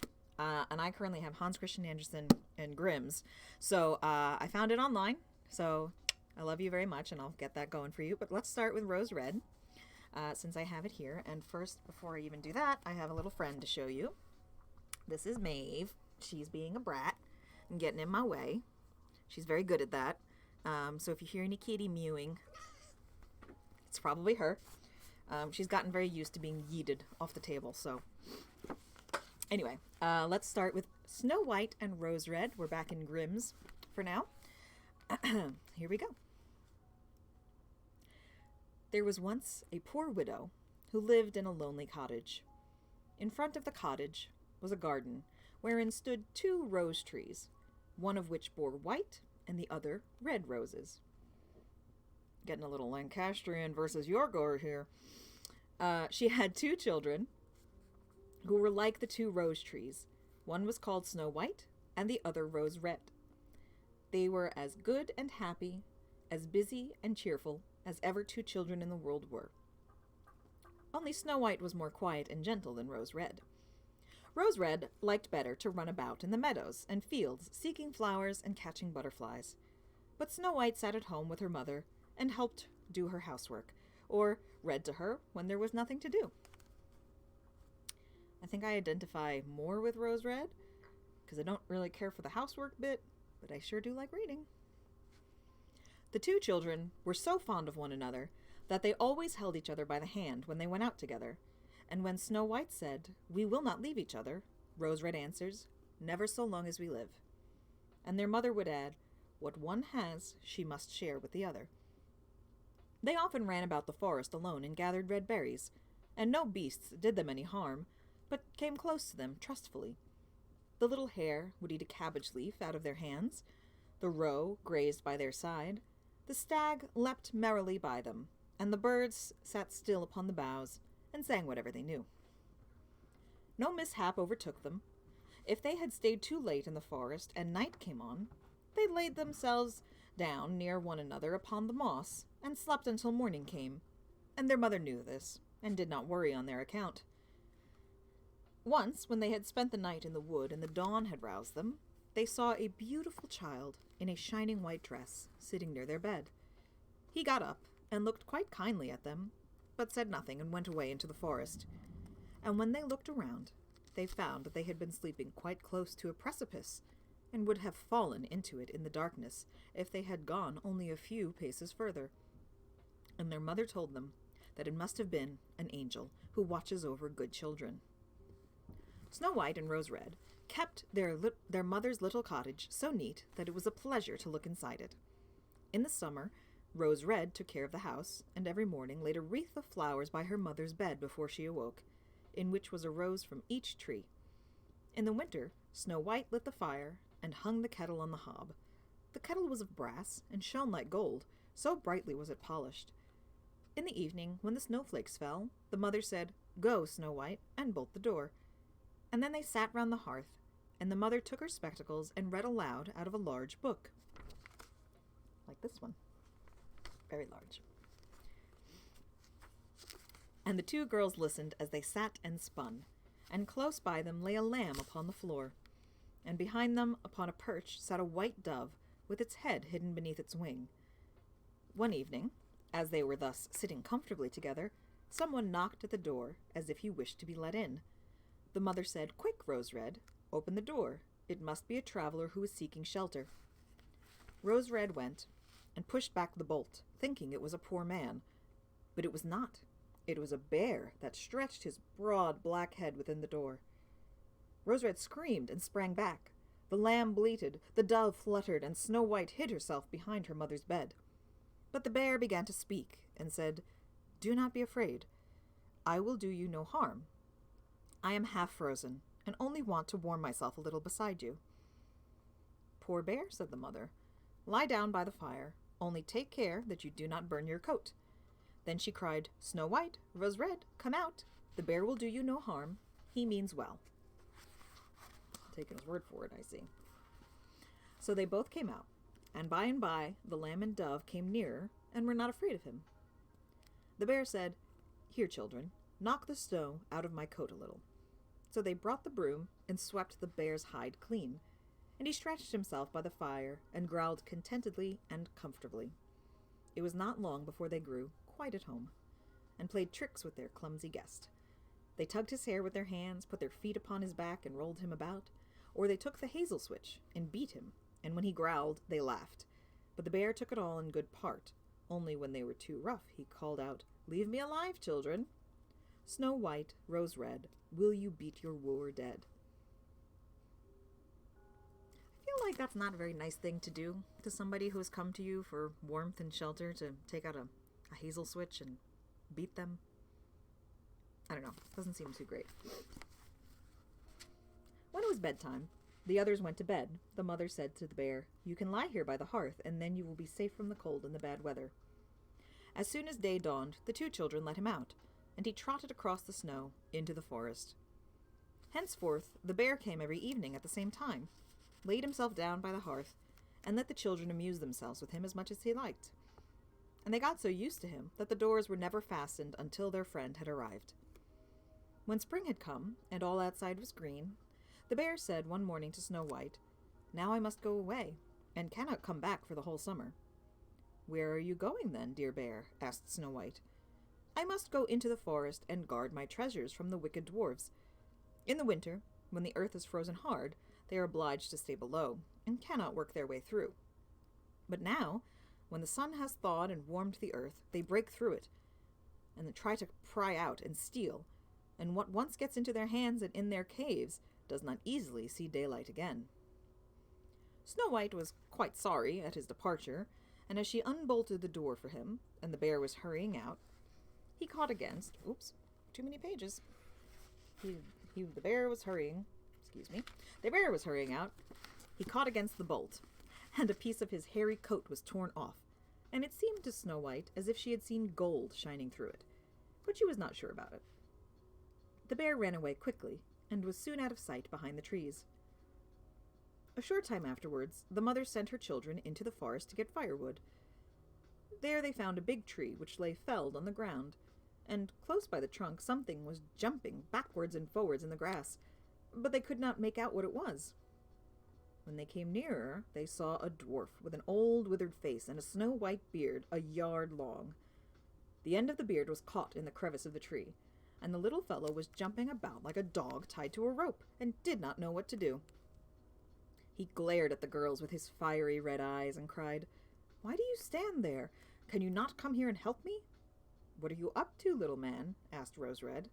"You stupid prying goose," answered the dwarf. "I was going to split the tree to get a little wood for cooking. The little bit of food that we people get is immediately burnt up with heavy logs. We do not swallow so much as you coarse, greedy folk. I had just driven the wedge safely in, and everything was going as I wished.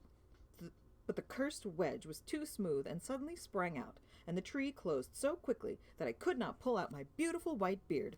So now it is tight in, and I cannot get away, and the silly, sleek, milk-faced things laugh. Ha! How odious you are! The children tried very hard, but they could not pull the beard out. It was caught too fast. I will run and fetch someone, said Rose Red. You senseless goose, snarled the dwarf. Why should you fetch someone? You are already too many for me. Can you not think of something better? Don't be impatient, said Snow White. I will help you. And she pulled her scissors out of her pocket and cut off the end of the beard. As soon as the dwarf felt himself free, he laid hold of a bag which lay amongst the roots of the tree, which was full of gold, and lifted it up, grumbling to himself. Uncouth people, to cut off a piece of my fine beard. Bad luck to you. And then he swung the bag upon his back and went off, even without once looking at the children. Sometime afterward, Snow White and Rose Red went to catch a dish of fish. As they came near the brook, they saw something like a large grasshopper jumping toward the water, as if it were going to leap in. They ran to it and found it was the dwarf. Where are you going? Said Rose Red. You surely don't want to go into that water. I am not such a fool, cried the dwarf. Don't you see that the accursed fish wants to pull me in? The little man had been sitting there fishing, and unluckily the wind had tangled up his beard with the fishing line. A moment later a big fish made a bite, and the feeble creature had not strength to pull it out. The fish kept the upper hand and pulled the dwarf towards him. He held on to all the reeds and rushes, but it was of little good, for he was forced to follow the movements of the fish, and was in urgent danger of being dragged into the water. The girls came just in time. They held him fast and tried to free his beard from the line, but all in vain. Beard and line were entangled fast together. There was nothing to do but to bring out the scissors and cut the beard, whereby a small part of it was lost. When the dwarf saw that, he screamed out, Is that civil, you toadstool, to disfigure a man's face? Was it not enough to clip off the end of my beard? Now you have cut off the best part of it. I cannot let myself be seen by my people. I wish you had been made to run the soles off your shoes. Then he took out a sack of pearls, which lay in the rushes, and without another word he dragged it away and disappeared behind a stone. Is this a morality tale against beards? I have a friend or two who would disagree.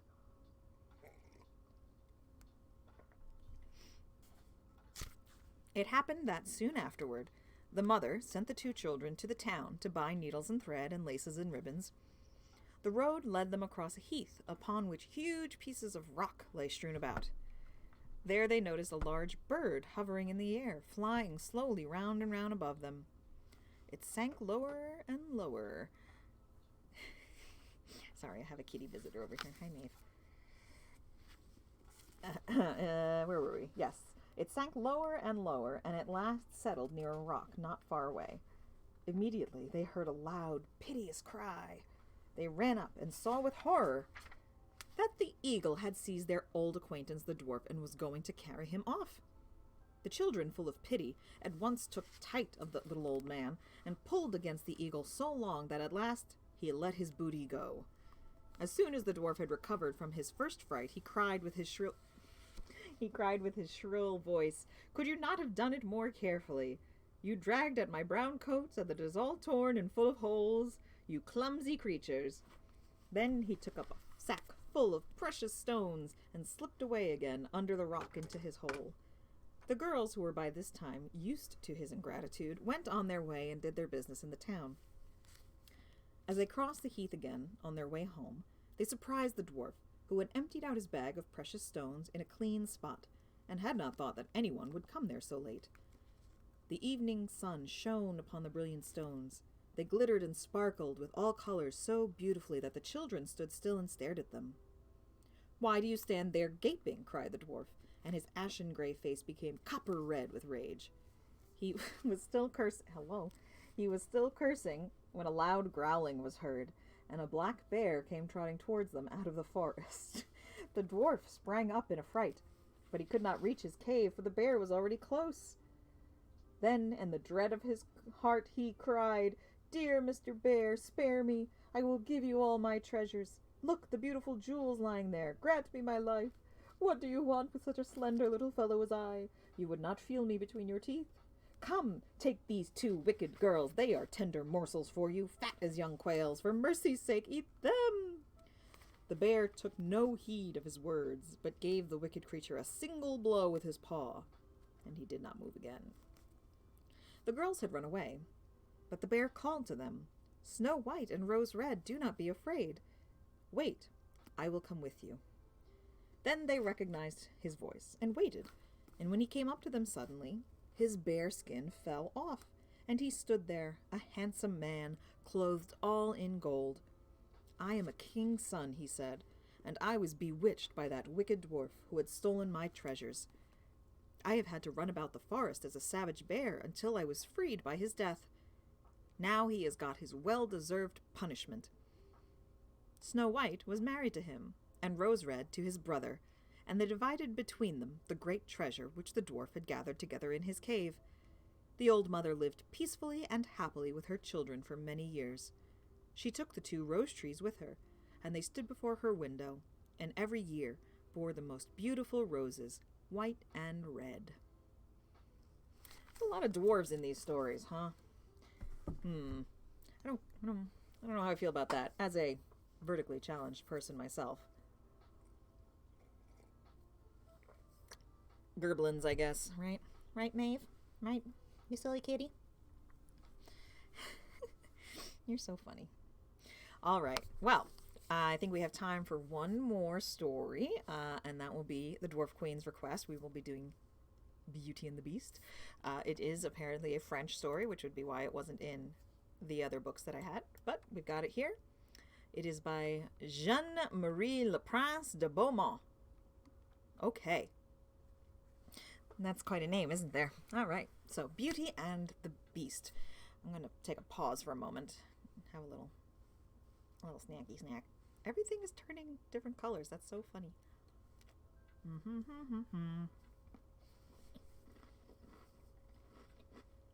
Walk amongst yourselves.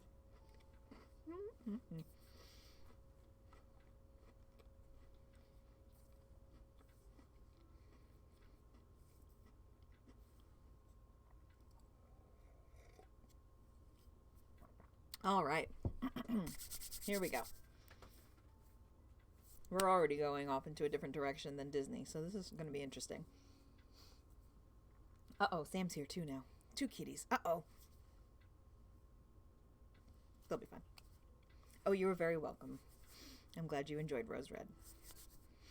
All right, here we go. There was once a very rich merchant who had 6 children, 3 sons and 3 daughters. Being a man of sense, he spared no cost for their education, but gave them all kinds of masters. His daughters were extremely handsome, especially the youngest. When she was little, everybody admired her and called her the Little Beauty, so that as she grew up, she still went by the name of Beauty, which made her sisters very jealous. The youngest, as she was handsomer, was also better than her sisters. The 2 eldest had a great deal of pride because they were rich.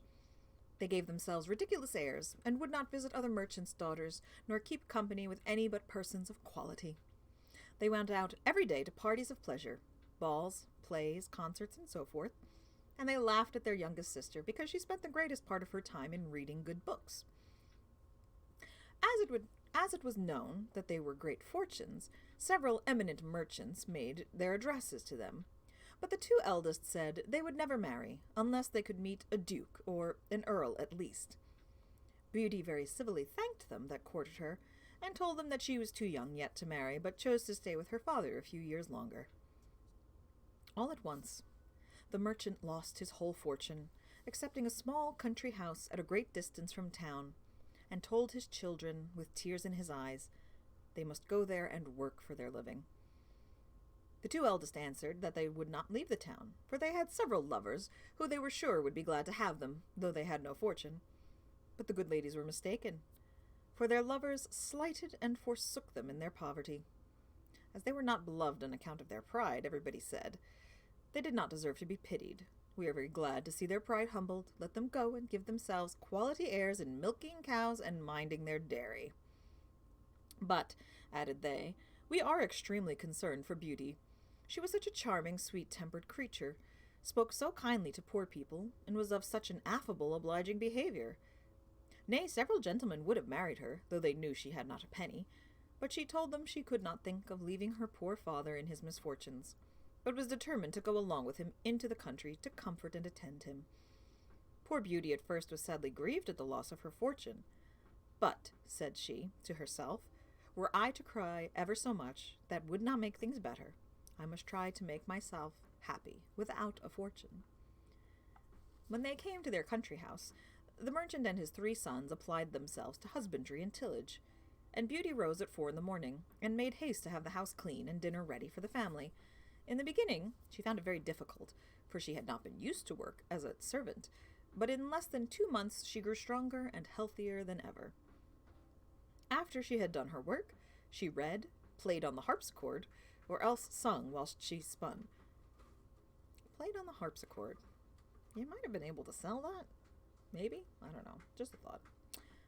On the contrary, her sisters did not know how to spend their time.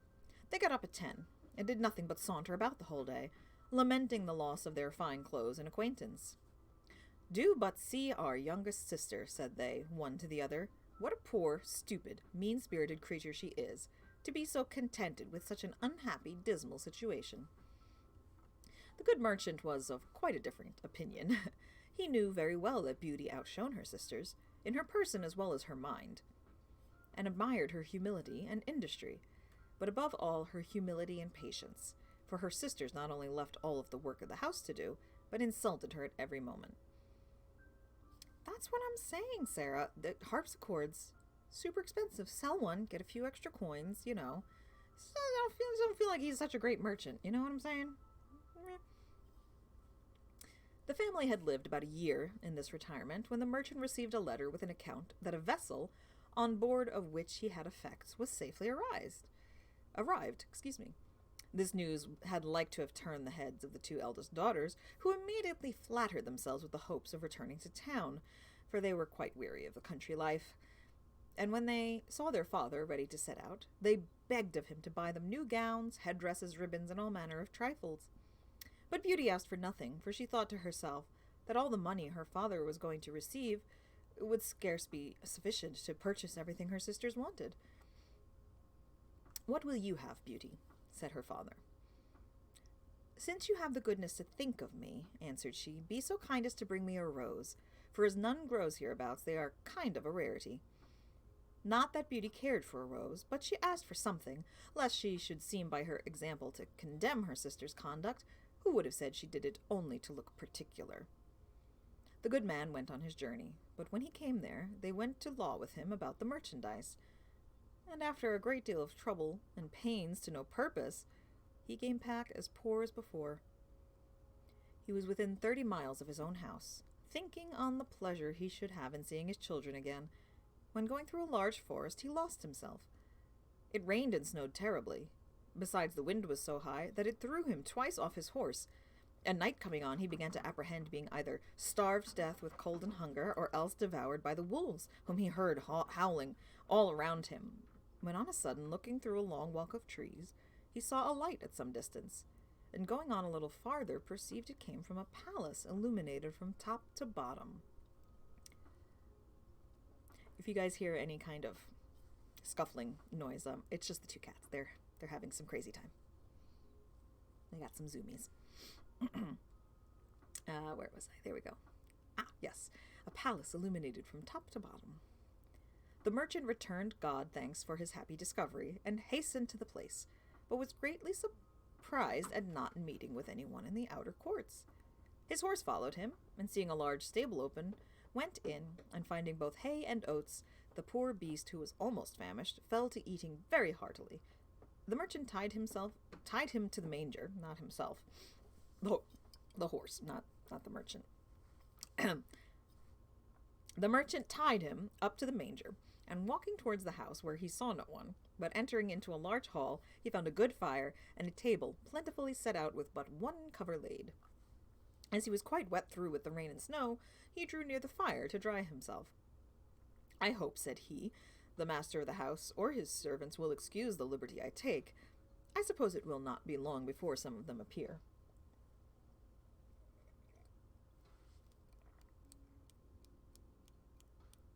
He waited a considerable time, until it struck 11, and still nobody came. At last he was so hungry that he could stay no longer, but took a chicken and ate it in 2 mouthfuls, trembling all the while.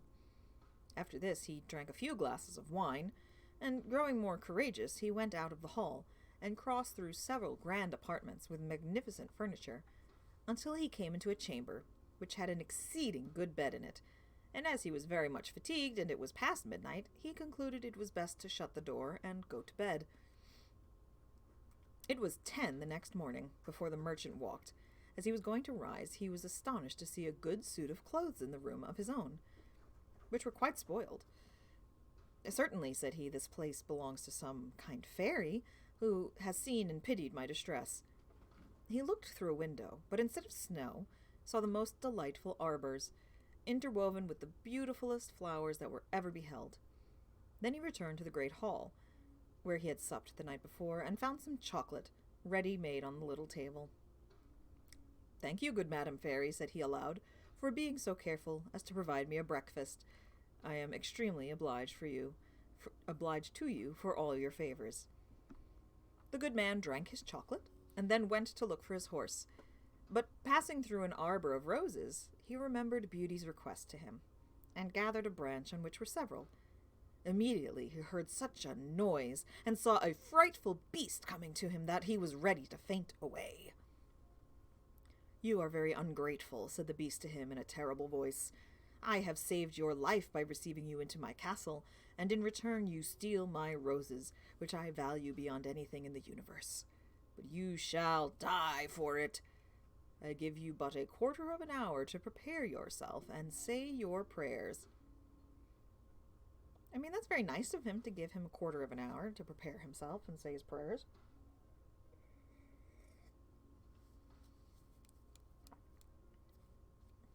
Could have not given him a quarter of an hour, I guess. The merchant fell on his knees, lifted up both of his hands, and said, My lord, I beseech you to forgive me.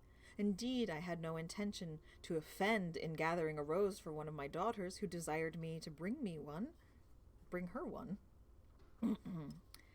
My name is not my lord, replied the monster, but beast. I don't love compliments, not I. I like people to speak as they think, and so do not imagine I am to be moved by any of your flattering speeches. But you say you have got daughters. I will forgive you on condition that one of them come willingly and suffer for you. Let me have no words, but go about your business, and swear that if your daughter refuse to die in your stead, you will return within 3 months. Does that make sense? You're like, okay, well, you can go home, but make sure you come back within 3 months. Or I'm gonna... What exactly? He's at home. What are you gonna do? The merchant had no mind to sacrifice his daughters to the ugly monster, but he thought in obtaining this respite he should have the satisfaction of seeing them once more. So he promised upon oath he would return, and the beast told him he might set out when he pleased. But, added he, you shall not depart empty-handed. Go back to the room where you lay, and you will see a great empty chest. Fill it with whatever you like best, and I will send it to your home. And at the same time Beast withdrew. Well, said the good man to himself, if I must die, I shall have the comfort at least of leaving something to my poor children. He returned to the bedchamber, and finding a great quantity of broad pieces of gold, he filled the great chest the beast had mentioned, locked it, and afterward took his horse out of the stable, leaving the palace with as much grief as he had entered it with joy. The horse of his own accord took one of the roads of the forest, and in a few hours the good man was at home. His children came round him, but instead of receiving their embraces with pleasure, he looked on them, and holding up the branch he had in his hand, he burst into tears. Here, Beauty, said he, take these roses, but little do you think how dear they are like to cost your unhappy father, and then related his fatal adventure. Immediately the 2 eldest set up lamentable outcries, and said all manner of ill-natured things to Beauty, who did not cry at all. Do but see the pride of that little wretch, said they. She would not ask for fine clothes as we did, but no truly, Miss wanted to distinguish herself, so now she will be the death of our poor father, and yet she does not shed so much as a tear. Why should I? Answered Beauty. It would be very needless, for my father shall not suffer upon my account. Since the monster will accept of one of his daughters, I will deliver myself up to all his fury, and I am very happy in thinking that my death will save my father's life and be a proof of my tender love for him. No, sister, said her 3 brothers, that shall not be. We will go find the monster, and either kill him or perish in the attempt. Do not imagine any such things, my son, said the merchant. Beast's power is so great that I have no hopes of your overcoming him. I am charmed with Beauty's kind and generous offer, but I cannot yield to it. I am old and have not long to live, so can only lose a few years, which I regret for your sakes alone, my dear children. Indeed, father, said Beauty, you shall not go to the palace without me. You cannot hinder me from following you. It was to no purpose all they could say. Beauty still insisted on setting out for the fine palace, and her sisters were delighted about it, for her virtue and amiable qualities made them envious and jealous. The merchant was so afflicted at the thoughts of losing his daughter that he had quite forgot the chest full of gold. But at night, when he retired to rest, no sooner had he shut his chamber door than, to his great astonishment, he found it by his bedside. He was determined, however, not to tell his children that he was grown rich, because they would have wanted to return to town, and he was resolved not to leave the country. But he trusted Beauty with the secret, who informed him that 2 gentlemen came in his absence and courted her sisters. She begged her father to consent to their marriage and give them fortunes, for she was so good that she loved them and forgave heartily all their ill usage. These wicked creatures rubbed their eyes with an onion to force some tears when they parted with their sister, but her brothers were not really concerned. Beauty was the only one who did not shed tears at parting, because she would not increase their uneasiness. The horse took to the direct road to the palace, and towards the evening they perceived it illuminated as at first. The horse went of himself into the stable, and the good man and his daughter came into the great hall, where they found a table splendidly served up, and 2 covers. The merchant had no heart to eat, but Beauty, endeavoring to appear cheerful, sat down to table and helped him. Afterwards, thought she to herself, Beast surely has a mind to fatten me before he eats me, since he provides such plentiful entertainment. When they had supped, they heard a great noise, and the merchant, all in tears, bid his poor child farewell, for he thought Beast was coming. Beauty was sadly terrified at his horrid form, but she took courage as well as she could, and the monster having asked her if she came willingly, "Yes," said she, trembling. The Beast responded, "You are very good, and I am greatly obliged to you. Honest man, go your ways tomorrow morning, but never think of coming here again." "Farewell, Beauty. Farewell, Beast," answered he, and immediately the monster withdrew.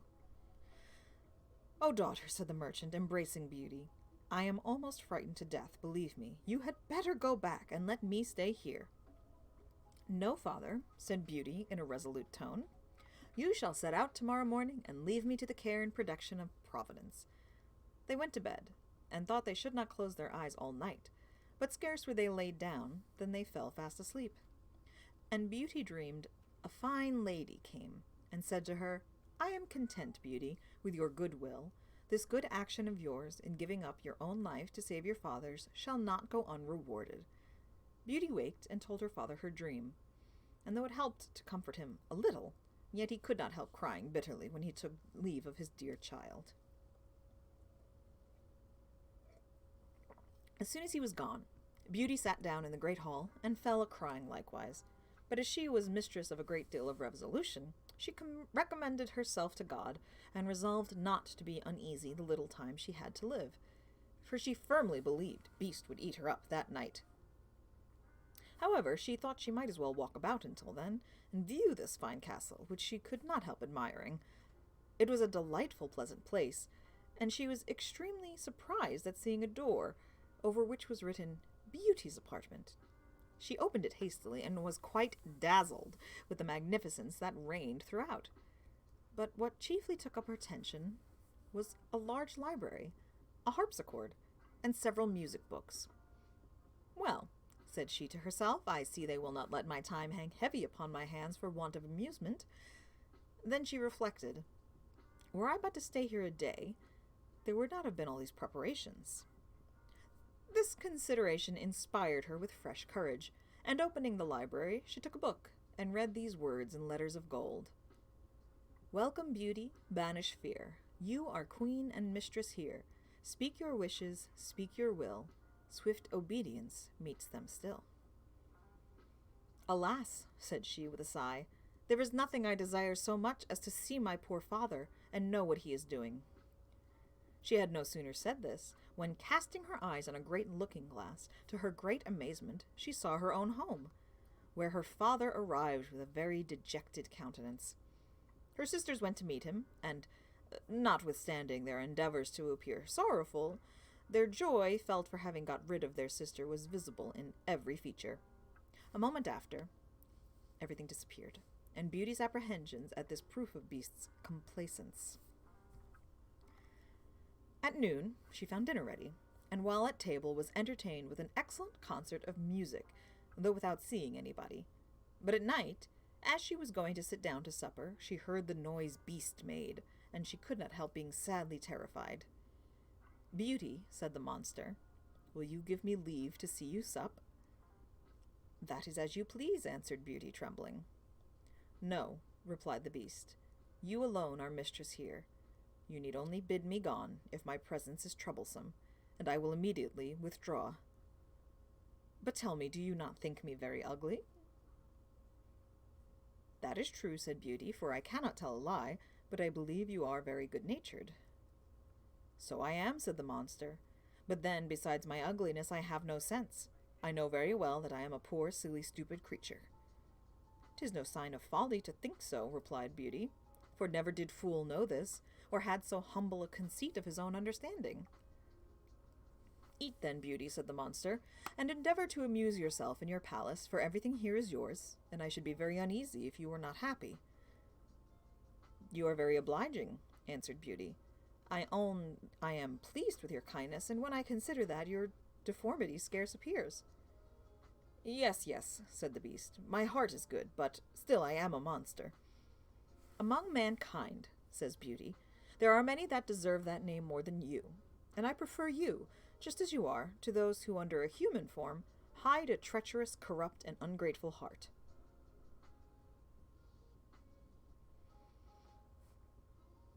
If I had sense enough, replied the Beast, I would make a fine compliment to thank you, but I am so dull that I can only say I am greatly obliged to you.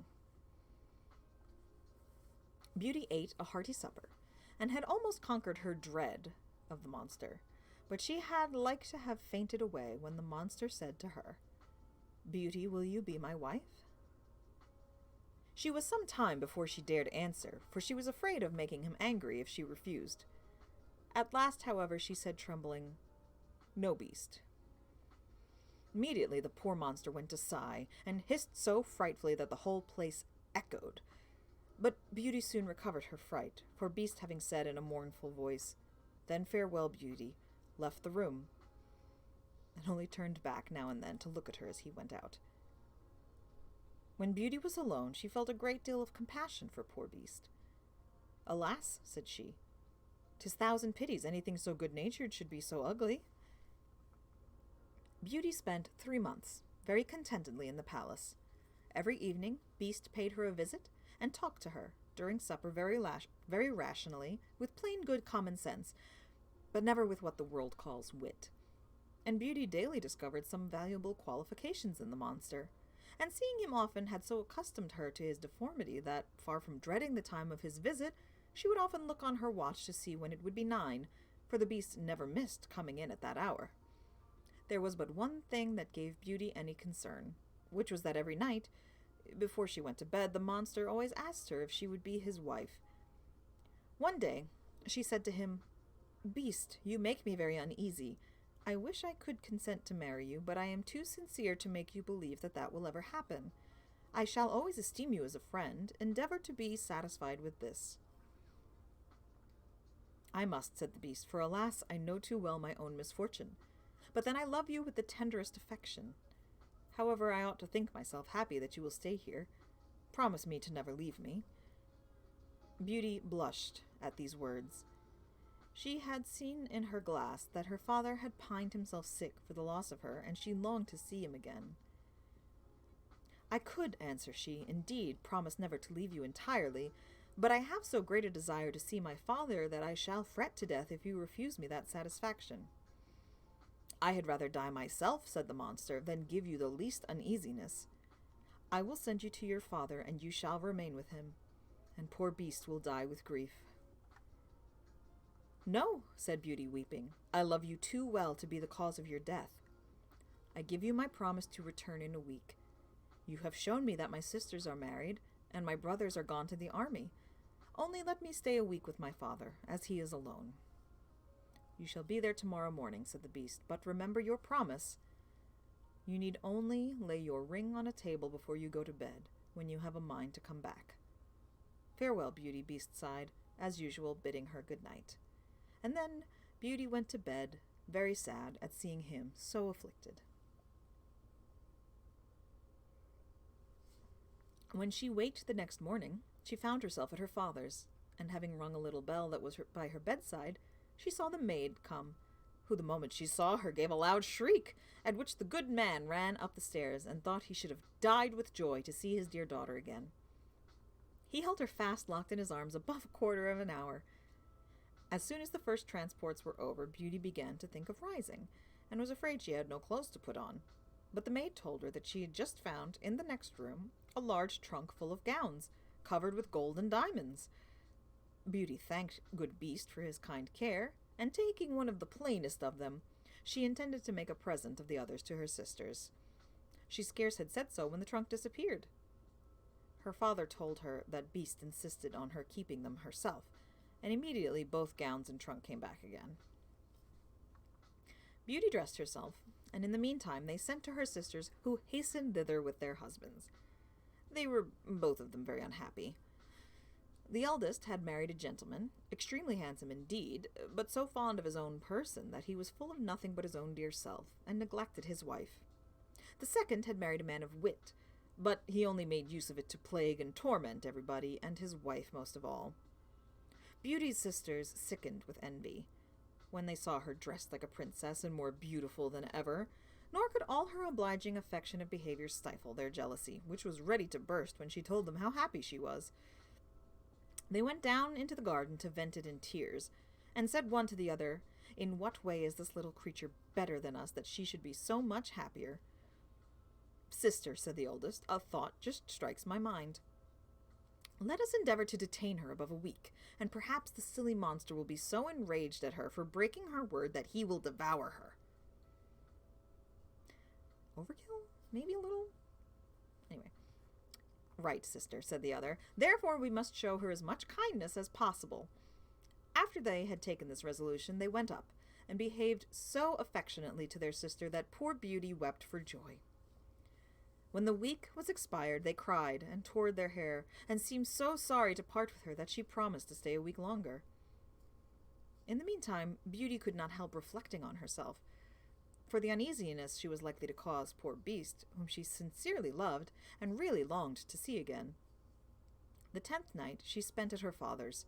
She dreamed she was in the palace garden, and that she saw Beast extended on the grass plat, who seemed just expiring, and in a dying voice reproached her with her ingratitude.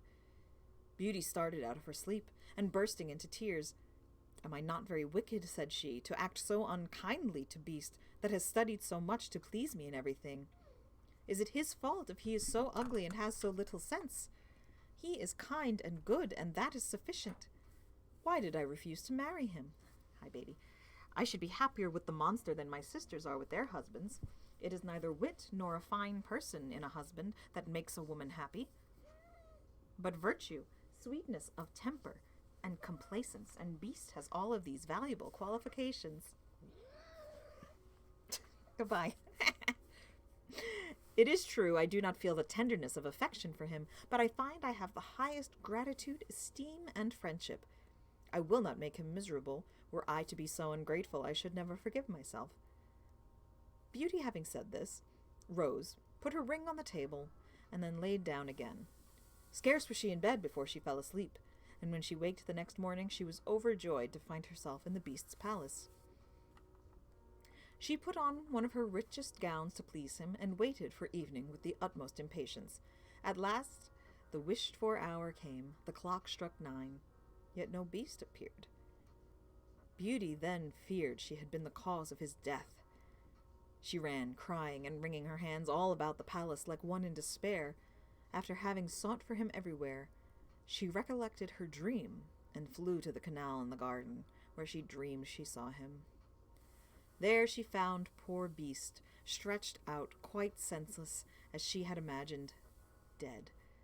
She threw herself upon him without any dread, and finding his heart still beat, she fetched some water from the canal and poured it on his head.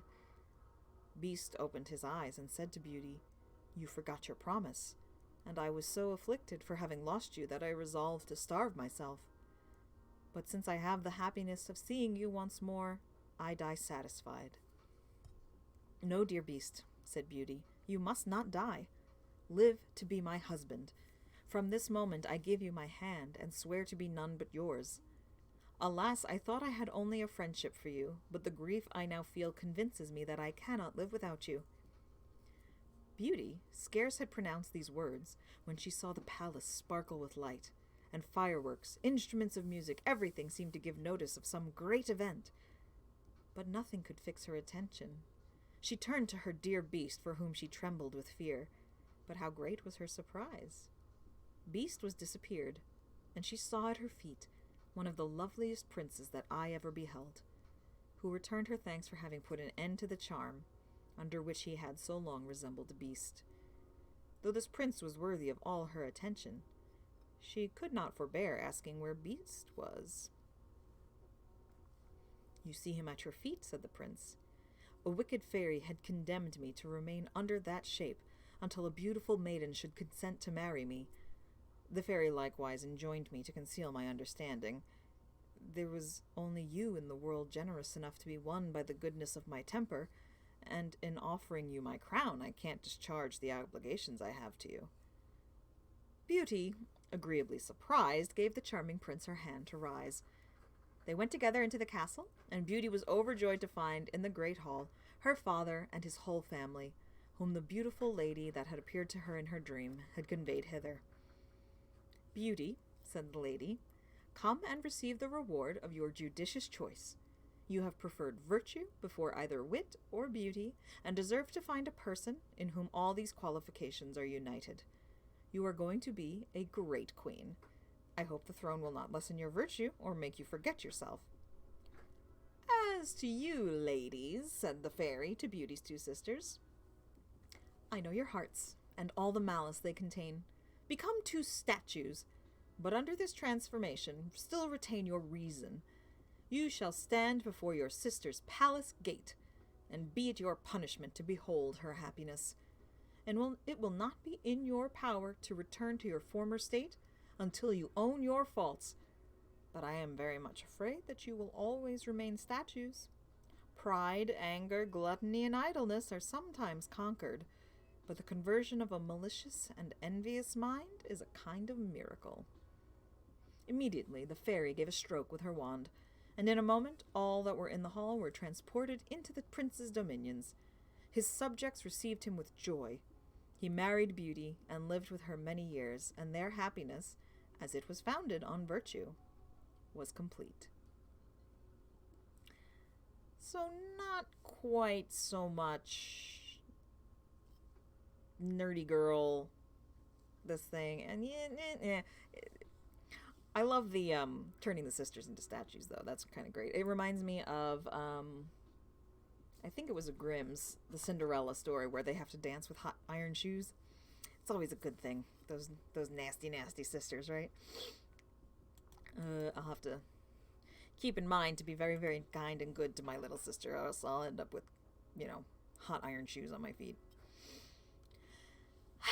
Well, that was quite a tale. Thank you so much again for everybody being here. I adore you all. I appreciate it very sincerely. I am looking forward to next week. I am going to be reading a series of short stories by Oscar Wilde. I have it right here. It's The Happy Prince and Other Tales. It's very exciting. My favorite one in here is the Selfish Giant. And so I'm very looking forward to that one. But we've got the Happy Prince, the Nightingale and the Rose, the Selfish Giant, the Devoted Friend, and the Remarkable Rocket. So thank you all for sticking around. I love you all very much. Make sure you tune back in at 7 o'clock for the season finale of What Streams May Come, Much Ado About Nothing. Very exciting. Check out all the other great stuff on Chaotic Tiefling, and join me again next week. We'll have a great time. Thank you so much, everybody. Have a great evening.